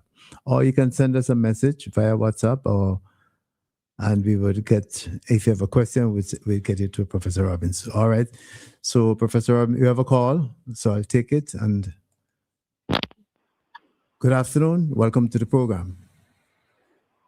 Good afternoon, Mr. Ryan, and good afternoon to Professor Robinson. Now, I was listening to the program, and I am really, it's something that I heard Mr. Robinson said, right? That there have been sanctions in the diaspora who have been intimately involved at the level of the IMF and these big financial institutions. Now, we hear a lot of talk about the diaspora, but to what extent have we been engaging these professionals who, without a shadow of a doubt, I think they would love to help St. Vincent. Mr. Robinson mentioned a name there, Mr. Nichols. I remember that gentleman from school days, and I understand that he was, he rose to some high levels within the financial world. And as I say, I always wonder if we, as a nation, policymakers, seriously think of engaging these people. Thank you for that expose, Mr. Robinson. That's my contribution. Thank you for calling. Do you have any? All right. Thanks for calling. Any reaction, Professor Robinson, to that call? I mean, but as I said, things are. Life is more. A lot of things in life are also personal. You had never underestimate the value of relationships. Okay. I mean, when Barbados was going through that difficult period, Delisle Worrell was central bank governor. He had been an IMF legend. He had worked in the IMF. He had led restructuring. I could see when we would go into meetings. Barbados' debt to GDP ratio was way higher than St. Vincent's. When at a point, we were over 140, but in that meeting, these guys would defer. The IMF guys were still very deferential to Delisle. Because he had, somebody like Wendell Samuel, these are guys who have had legendary careers in the fund. And I think if people talk to them, they'll be quite willing to help craft something, even they might not want to be up front, but you can have these conversations, because those things can make, just knowing how the fund works, how the rating agencies think, even how you craft your press releases, because a lot of this is about messaging is important. If you're sort of talking in your ordinary local political policy speak, it could spook these people. Sometimes you have to really understand what is said, what is not said, and so on. I know that I've heard many statements from the present folks in the present government to the effect that the St. Vincent and Grenadines is a failed state, and that the debt is unsustainable. Those statements, can they affect the way lenders look at St. Vincent and the Grenadines and its economy? Well, I wouldn't expect these statements in of themselves to affect serious lenders, but they're going to look at what you do, you see? They're going to look at what you do and what you say in terms of concrete policy. You know, they like to see that you have gone through the rating. Okay, so for example, so there's a Caribbean credit rating agency, CARICRIS. You know, I chair that ratings committee. And whenever we do a ratings report, we have what we call the RSFs. You know, the rating sensitivity factors. We put that in the report that we send to the lender. And we usually have positive and negative RSFs, right? That if these 4 or 5 things happen, it could lead to an upgrade. If these 4 or 5 things happen, it leads to a downgrade. And you know, depending on if you hear people saying and doing things contrary to the negative RSFs, you start thinking, about these people serious? You know, are they so it's not just the statements. I mean, so I think you have to study the report, get the details, because it's usually these RSFs, right? These rating sensitivity factors. What happens with the debt to GDP, blah, blah, blah. And then these should be forming the center of your policy response and the nature of your official statements. I mean, they're not naive. They're real world people. They understand the politics, but you also have to be careful because, you know, these guys, if you are the Moody's analyst assigned to St. Vincent, you're going to be reading the Vincentian newspapers, you know. You're going to have a Google alert set for any news story around St. Vincent. I mean, when the credit rating analyst comes to meet us in Barbados, I remember the deal I said, look, we have to rough this guy up, you know. We have to ask him the toughest questions because he is our advocate in the meeting, you know. When Moody's is having that final meeting to set the ratings, none of us are there. He is the person they're looking to be the expert on Barbados.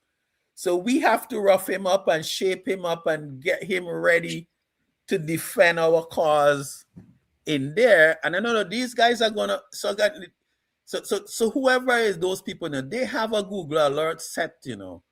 Any news story about St. Vincent is gonna pop up and they're gonna be look to see what it so it is a serious business. Has your agency, the agency that you chair, has it done any rating exercise for any of the Caribbean countries? Yes, so we do a lot of Caribbean countries. Not St. Vincent is not one, and that's, you know, if St. Vincent is, and that's one of the things St. Vincent could consider with an eye on the regional market, because when you go into a Moody's rating or an S&P, you are being assessed on a global scale. If you do CARICRIS, you are being assessed on a regional scale. So CARICRIS is mainly owned by, the majority owner is the credit rating agency of India, which is then mainly owned by S&P. So the methodology of the rating is not that different. But what is different is the reference point, where St. Vincent's credit risk is going to be assessed relative to other Caribbean nations. Whereas with the Moody's S&P, you're being assessed on a global scale. And if you are targeting mainly regional financing, there could be a case for having a CARICRIS credit rating. I know we rate St. Lucia, we rate Dominica, we rate Guyana, we rate Trinidad, we rate the Bahamas. Dominican Republic just came for a rating, and so on. So we do rate a number of governments in the Caribbean. We rate Barbados. Is it better to get into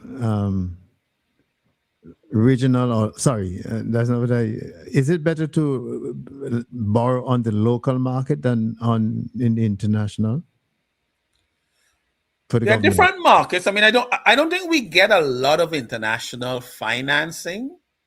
So most of our financing is on that regional government securities market that operates out of St. Kitts, as well as the local banking sector. So, yeah, I mean, for many purposes, the regional market is better suited to us because you are borrowing in EC as opposed to hard currency.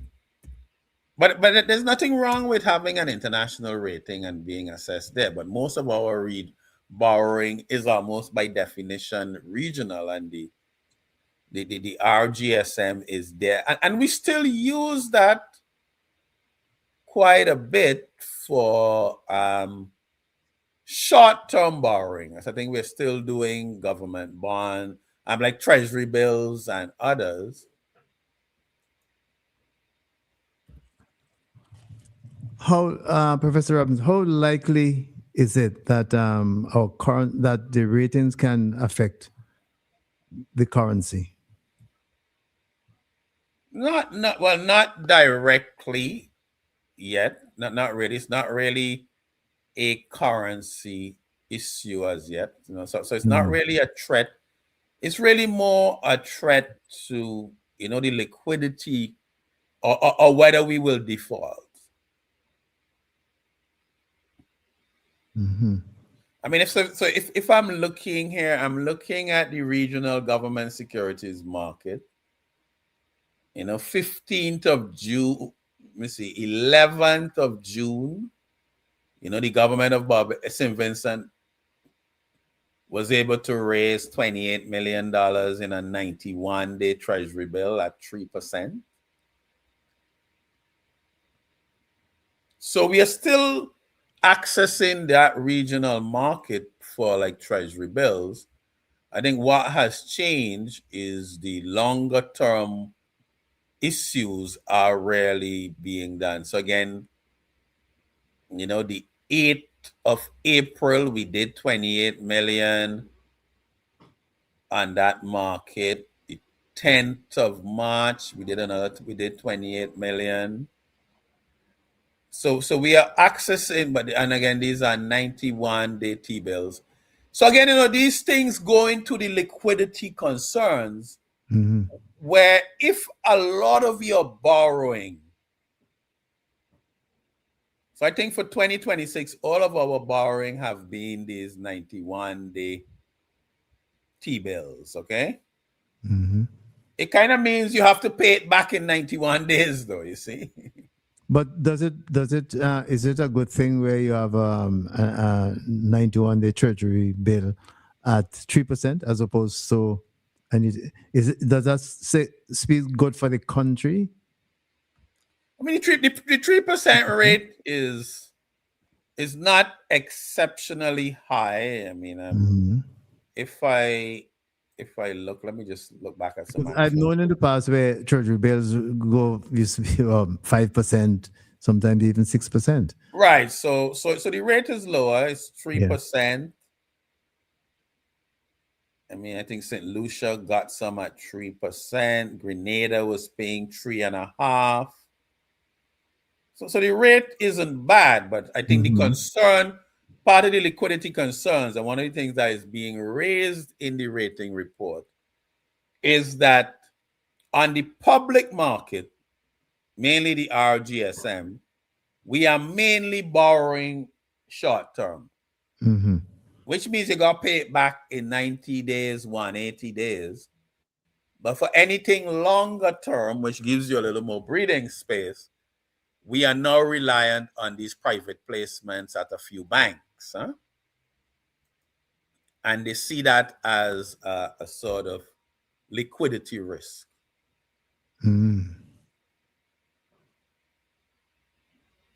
Because maybe a lot of these treasury bills that are being issued every 90 days, they're not necessarily giving the government new financing. They're being raised to pay off the old one, you see? Oh, okay. That's the most.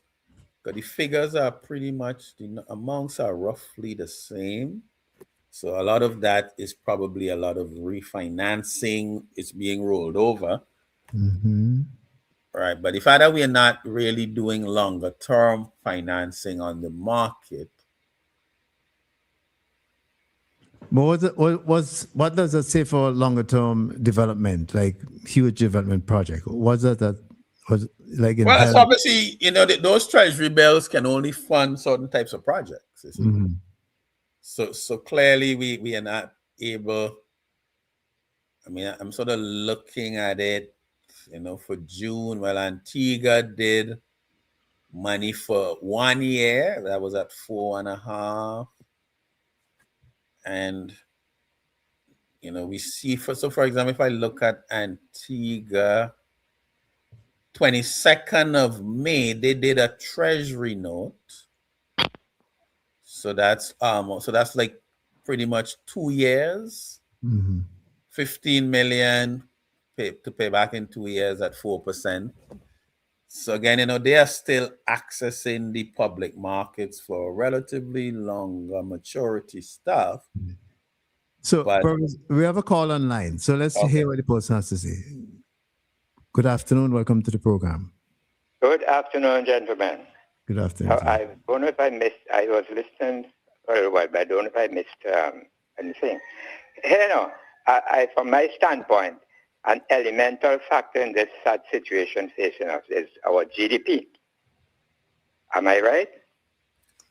But Professor Robinson dealt with that, but he can respond to. Yeah, no, I would say yes. I mean, as I said, the debt to GDP ratio is one of the most important factors, and so you have a numerator and a denominator, so both are important. Okay. So here now, sir. Now, since the end of slavery, we have been an agricultural-oriented society. About 40% of our people were involved in agriculture. Because of that, we had healthy trade in agricultural produce with our neighboring islands in the Caribbean. And even some of our stuff went to Canada and the United Kingdom. We had a situation where we had, for years, we had a banana industry making significant contribution to the welfare of our people. It's reflected in the quality of the houses, etc., and the education of the farmers' children. Now, I am arguing that notwithstanding the agonies suffered by in the industry over the years, we had the capacity, if we were strong enough, to keep that industry going. Because the other islands, St. Lucia, Jamaica, are using it and earning useful income. Might not have been as big, but it would have made an impact and a contribution to the platform for the business people and particularly our entrepreneurs. Because what is happening now, we do not have money coming in significant quantity or volume to impact positively the success of these entrepreneurs, And I think that I was and I'm blaming our intellectuals for being indifferent to the attitude taken by our politicians, our managers, that we could not depend on agriculture to advance our interests. In the war days, we survived in this land here because we were producing our own food. All we were importing is flour and rice. So I think that I was hoping that agriculture would have been by now discussed on your program, because it seems to me to offer a strong chance of impacting positively our GDP, and so influence the readings that the economists would have of our capacity to manage our debt. So I still feel that the time is right now for people like you, gentlemen there, to start the conversation with respect to the stimulating of our agriculture sector. Because right now, farmers, you have, for decades, farmers can't get to the land because of the absence of roads. Because our administrator decided that, listen, you can't depend on agriculture. You have to depend on tourism. So what they did, they gave out fantastic offers to people whom they thought were serious businessmen. Some of them, like Ames, proved to be just rascals. Because, for example, Games has gone left, leaving us with about $7 million short. Had that gone into agriculture, it would have made a lot of difference in some of those communities. So I'm appealing to the leaders, the scholars and so, to come forward. Because, and remembering too, when in 2008, 2009, the ECCB decided that they're going to stimulate the economy of this region by investing significant sums into tourism and manufacturing and construction and so on, and fishing. They said not a cent was budgeted for agriculture. And that was no oversight. The governor then said, this sub-region, could import food cheaper if we import it from where? From outside of the region. That is exactly what we are doing now. We're importing food from outside of the region. It is not cheaper, and it is not as healthy. So, because when I reflect on the several truckloads of carrots coming up from Rosal in those days, and potatoes from Corl, etc., going to the other areas. It saddens me that our authorities don't seem to recognize that we have a chance to correct our agony if we concentrate some funding into agriculture. All right, I appreciate your concern and your suggestion, but that would be for another program. Today we're discussing the Modi's downgrade for yes, but in the meantime, you could use your influence. I appreciate the point you're raising. Thank you very much. Thank you for calling. Okay, thanks. And we always take a plug for agriculture. Always work. Of course, yes. Somebody's asking, Professor Robinson, whether or not the treasury bills are used to pay salaries generally. They could be. I mean, treasury bills are. I mean, the government could use it for whatever it wants, right? Mm-hmm. So it may be. I guess I'm looking at the amounts and the frequency of them, and I'm just wondering if they're actually giving a lot of new financing, or they're just being used to pay off the old ones when they become due. But they could be used to pay salaries. Yes, there's no reason. Or even if they're used to refinance the ones, and it means that the money the government collects doesn't have to go to that. Mm-hmm. So it frees up money for other things, including salaries. Mm-hmm. Mm-hmm. Yeah, and persons can go on the Eastern Caribbean Central Bank site and Eastern Caribbean Securities Exchange and have a look at that. That's quite a main market.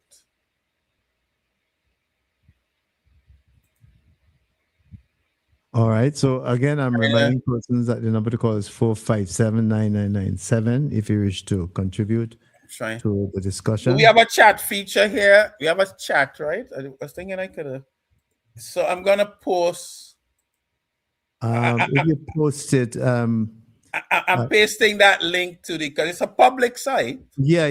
You actually can do it because it's appear on Facebook. In the meantime, we have a call. Let's take this one. Good afternoon. Welcome to the program. It looks like Wheezy. Hello. Good afternoon. Cecil and Professor Robinson. First of all, let me just say I'm sitting here listening to the program, and I feel very proud. Why? as a teacher back then, I would have played a very minimal part in Professor Robinson's very early education. Not so minimal, not so minimal at all. Well, I put it as that because, and I'm very chuffed that I was pleasantly surprised a couple of years ago when I saw your progress and where you have elevated yourself to with your expertise, and I'm listening to and the I'm program. sure you were pleasantly surprised. I'm very pleasantly surprised. Well, and you know proud, what? and proud. I'm surprised and I'm not surprised because from back then, I can pinpoint that there was something special about him and his sister, Heather. Is Heather around, Justin? Yeah, man, very much so. Still my partner in crime. Still my partner in crime. Give her my regards. Yes, and yes. touch on a point that a caller raised with regards to utilizing resources of Vincentian roots in the diasporas, plural. And I think, as the caller indicated, I don't think that we really maximizing that outreach. I think via the consulates, or in our case here in the UK, the mission office, there need to be some mechanism in place where you require certain lines of expertise where you can have an outreach program coming from the relevant authorities in the various diasporas. Because I remember distinctly being at a meet and greet with the ex-Prime Minister in London. And there was an outcry for psychiatrists, I think it was.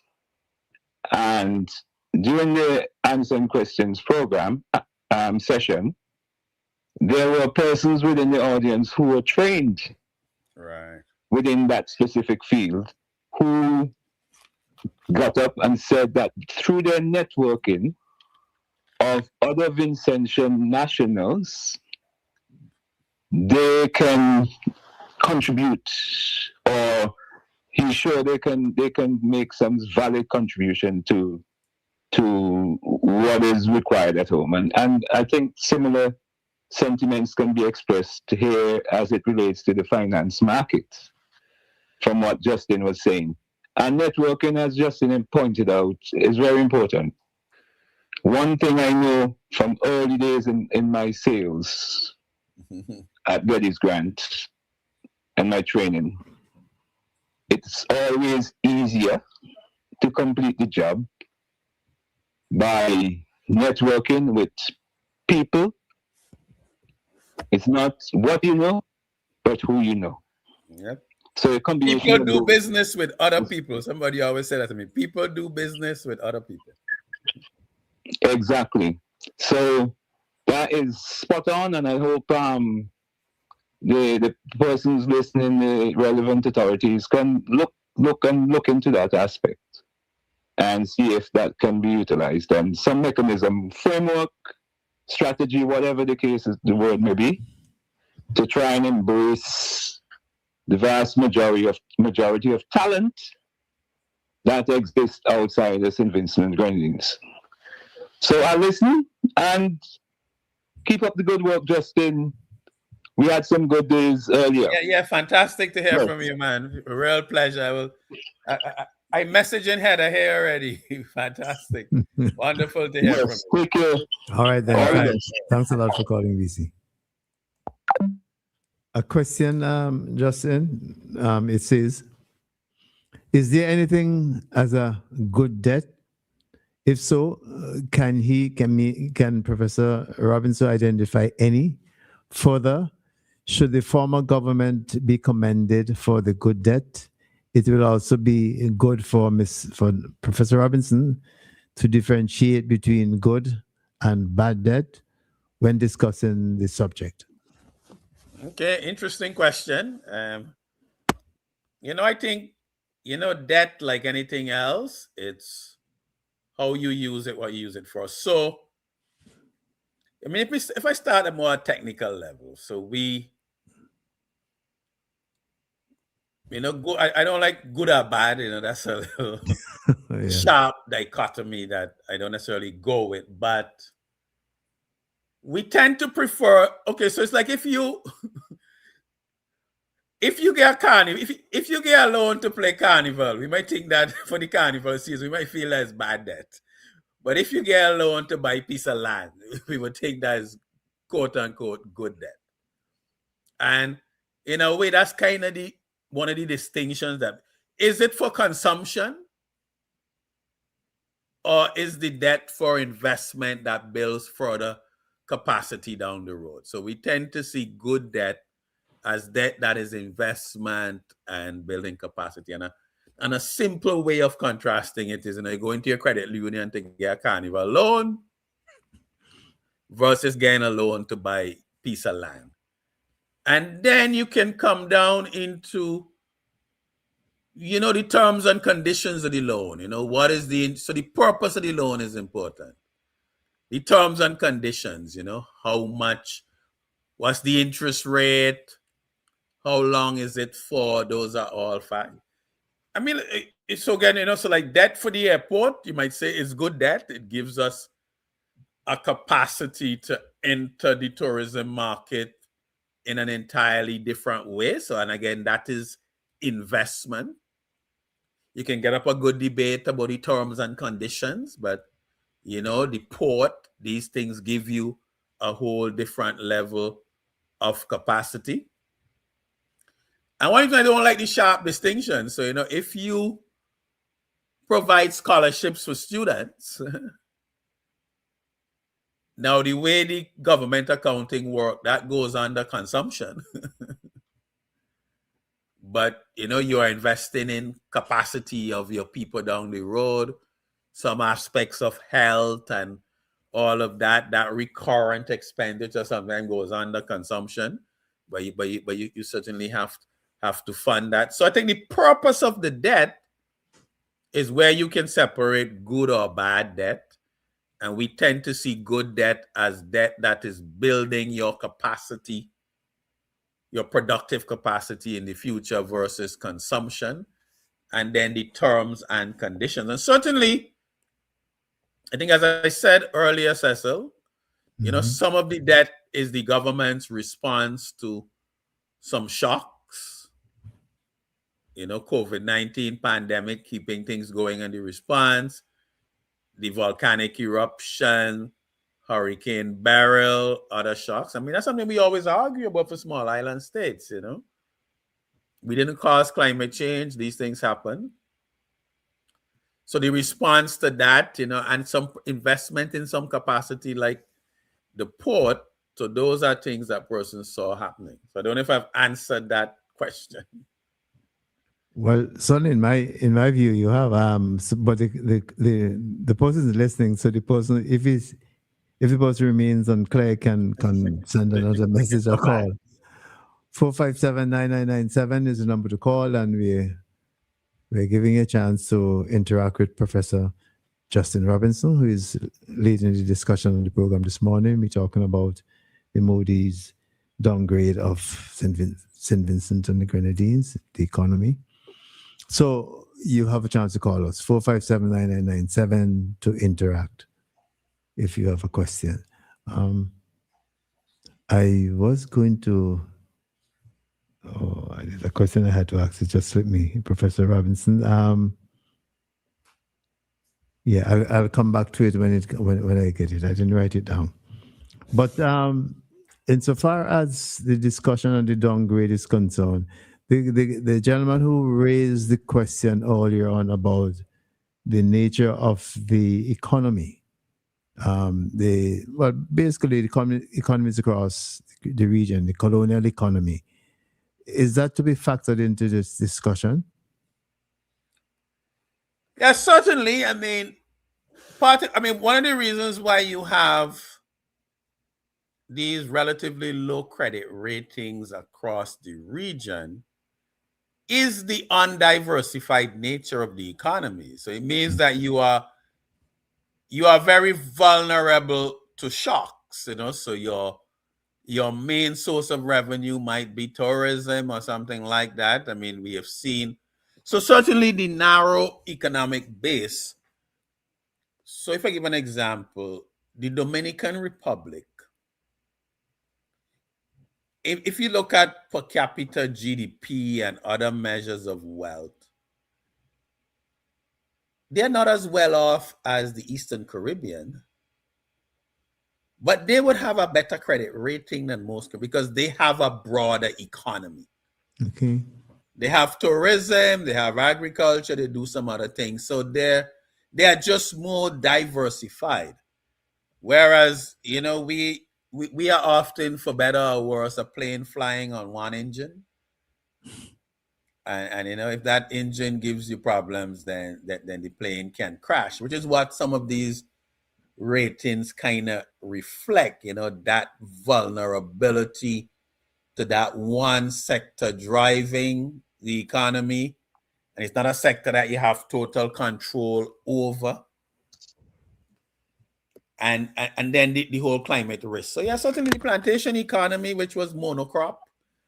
I mean, that is the legacy of the plantation economy, that you have this one crop. And we haven't been able to build more diversified economies. Not as easy as it sounds.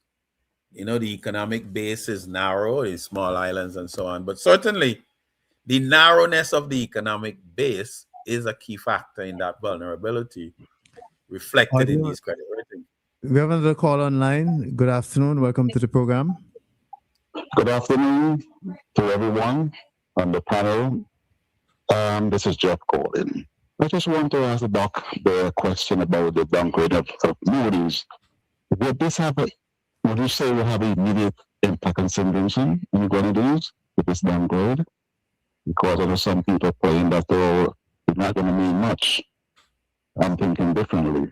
So you're asking whether or not the downgrade is going to have an immediate impact on the country, on the economy? Yes. Professor Robinson? And my gut reaction is not an immediate impact. We were already at quite a low interest, quite a low credit rating. So I wouldn't say that there is an immediate impact. The immediate impact would come on the near term if we were to try to raise money internationally. Okay. If we were to try to raise money internationally, it would likely mean that the interest rate on that would be higher. Okay, I did say that to someone on the radio this week. Trying to raise money now will have an effect on us. Yeah, and because I know you mentioned. Sorry. No, so why I think there might not be an immediate impact. I don't know that we have plans to raise money internationally in the near term. So that's why I say the effect might not be immediate. But if or when we were trying to attract international financing, Okay, but when trying to borrow, in the future coming up. I know you mentioned that some of the countries, maybe Moody's and other entities, they normally Google St. Vincent and the Grenadines, so they know what is going on. This is something I've been doing for over 10 years. I have in my inbox every single day. Anything in St. Vincent and the Grenadines coming to my inbox. Right. So I try to be up to date. I even sometimes send to me sometimes if I don't see they have certain, I send it to them and he will put it in sometimes. But I advise people who is not doing it to do it. At least they get a heads up what is going on in St. Vincent. So you're confirming what Professor Robinson said about Moody's? Yes. All right. Oh yes. Okay. All right. Thanks. Thanks for calling. All right. Not a problem. Have a good one. Continue listening. You too. All right. Professor Robinson, somebody's asking about the same person saying, is debt to pay salaries classified as bad or good consumption debt? Would you say? Yeah, I don't think we really classify it as good or bad. We really do not like to see. Okay, so what is the purpose of the borrowing? Now, some of the borrowing is more an issue of timing. I mean, is the borrowing a timing issue, or do you actually need to borrow money to pay salaries? So if you think about it, Cecil, you have to pay salaries every month, right? By a certain date. You are not necessarily collecting your tax revenues in that same pattern. So as part of your liquidity management, the borrowing could be that, okay, well, I need to have this money to pay salaries every month, but income tax, land tax, or they're not coming in monthly lined up with my commitment. So I have some borrowing to cover that. So I don't see that as bad debt, really. That's really managing your liquidity and timing, right? Mm-hmm. However, we really do not like to see over the course of a year or time period that the revenues you are collecting are less than your recurrent expenditure. So we tend to look, so in the accounts people report or the number, they talk about the current account deficit. So it's your revenue minus your regular recurring expenses. And we like to see that in a surplus. Because if you don't have a current account surplus, it means that you are borrowing just to finance your basic lifestyle. And so that's certainly not seen as good debt that you're borrowing for recurrent. You should really be borrowing for capital expenditure, building out new capacity, and so on. So if you're borrowing in terms of managing the timing of cash flows, then that's fine. So if you think like a hotel, for example, you have seasonality. So you might have an overdraft to help you through the down period. But over the course of the year, you're earning enough to cover your salaries of your staff, but there will be some down periods. Similarly, governments have that timing problem. Salaries, other things are due by a certain date every month. Tax revenues are not necessarily coming in that same pattern. So there could be some borrowing to deal with that timing, and that's fine. That's how a normal state operates. But in terms of your budget for the year, it would spook a rating agency if you are projecting a current account deficit. Because it basically means you're saying that you're planning to spend more than your salary. If you put it in personal terms. Mm-hmm. So that would be a problem. Fellas would think, are you crazy?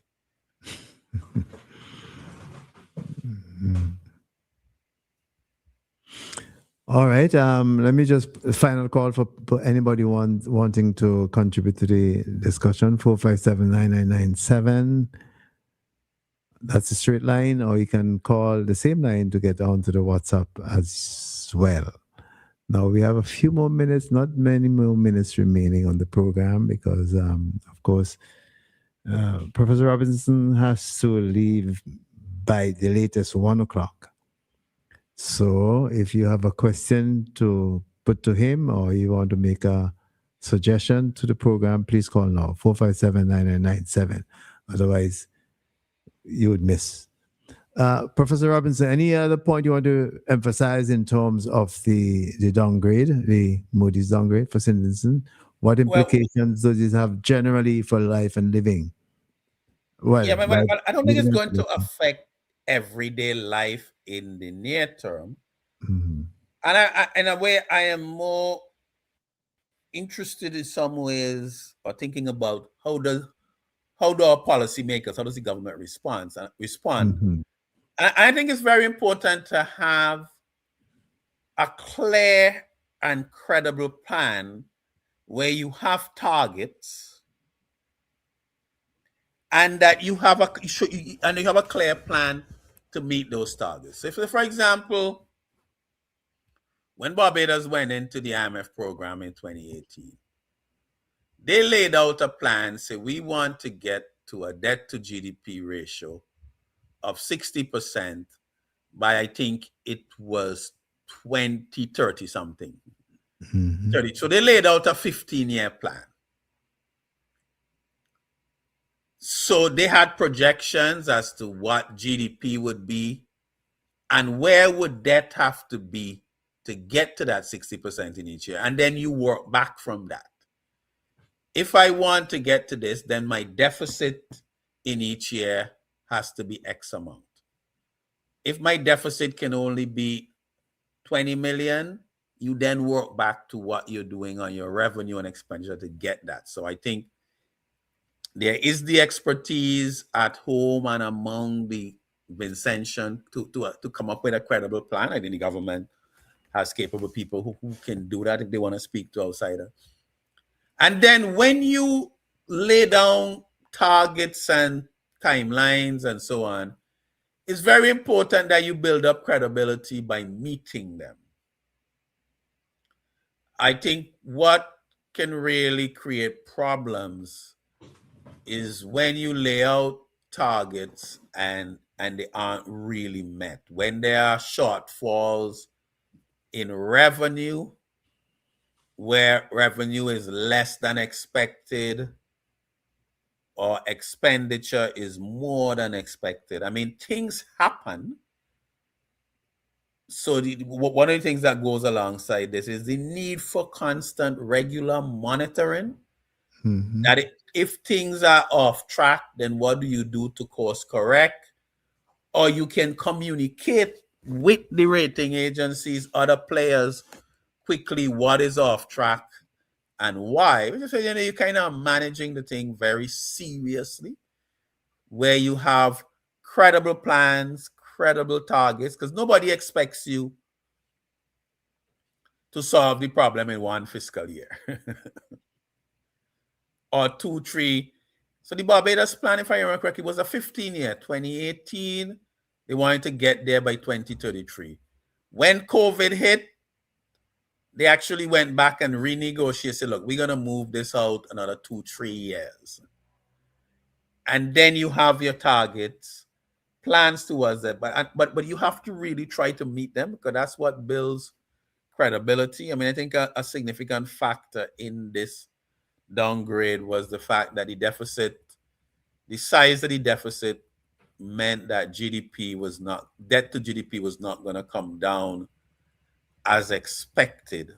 And when you combine that with the slower GDP growth, that added to that. So really those credible plans and targets that you say what you're going to do and you do it.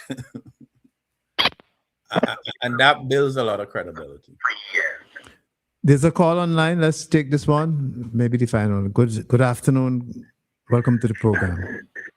Good afternoon, gentlemen. I'd just like to start by thanking you for a very enlightening, educational and informative program on the Moody's downgrade, and matters of the economy. Thanks. In the interest of time, especially given the late hour, I just wanted to take up Professor Robinson on the last point that he was making there.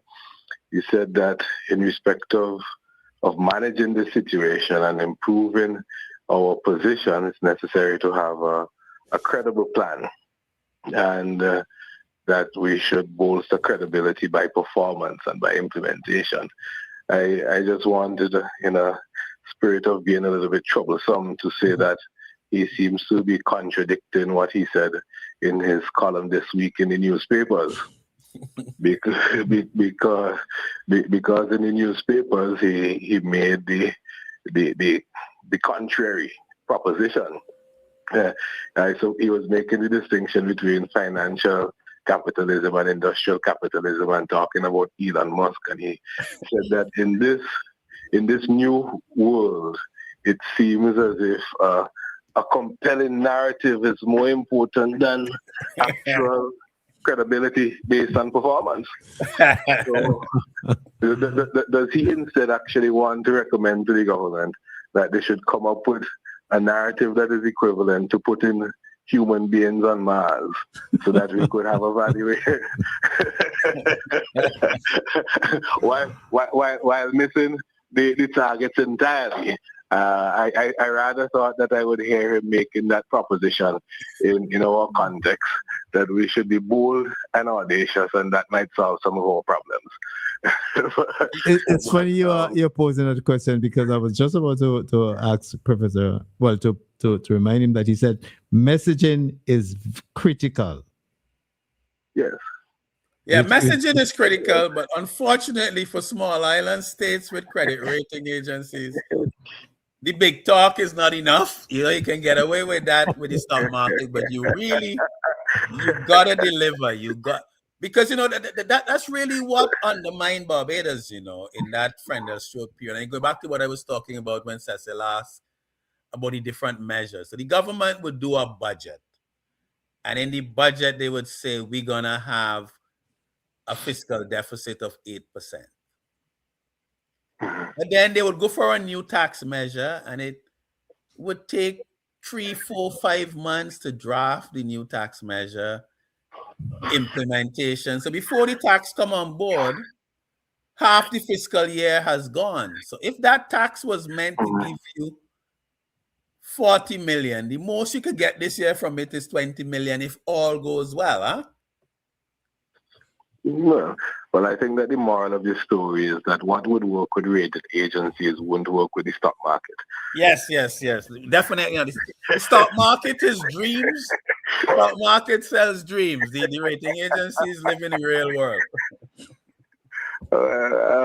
I hope that they live up to that type of reputation all the way through. But definitely, I think that there is a need for there to be a commitment to fiscal responsibility in this new age. I think that you are very delicate in treating matters concerning the different approaches. You're delicate in treating the question of blame and saying that there's a lot of blame to go around after the moderator rightly spoke about the way in which the matter is somewhat politicized.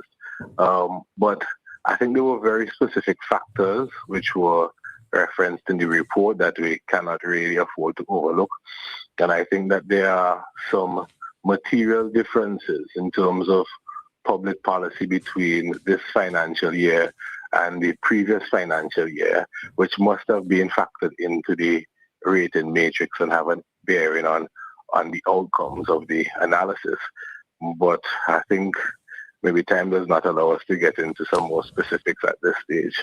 But thank you again for a very, very thought-provoking presentation that has contributed to my education on the subject.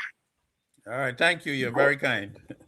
All right, then. Thanks a lot for calling us, and I recognize the voice as that of Mr. Luke Brown. Am I correct? You are correct. I thought that I might be able to come under a cloak of anonymity, but but I noticed by the number you used to call us. Well, Luke can't hide, and Luke is my brethren, so we good. all right. Thanks a lot, and have a good day. All right. Yeah, take care. Okay, good. Bye-bye. Well, Professor Robinson, that's about it. We're bang on 1 o'clock time. I don't want to keep you from watching the World Cup. Yes. Everyone taking some of it. Take of it. All right. Again, yes, so it's really a pleasure being on, and thanks for the opportunity. Well, as usual, we always welcome you being on with us and for explaining to our listeners, the people who benefit from your training and your knowledge. We thank you very much, especially on this question today.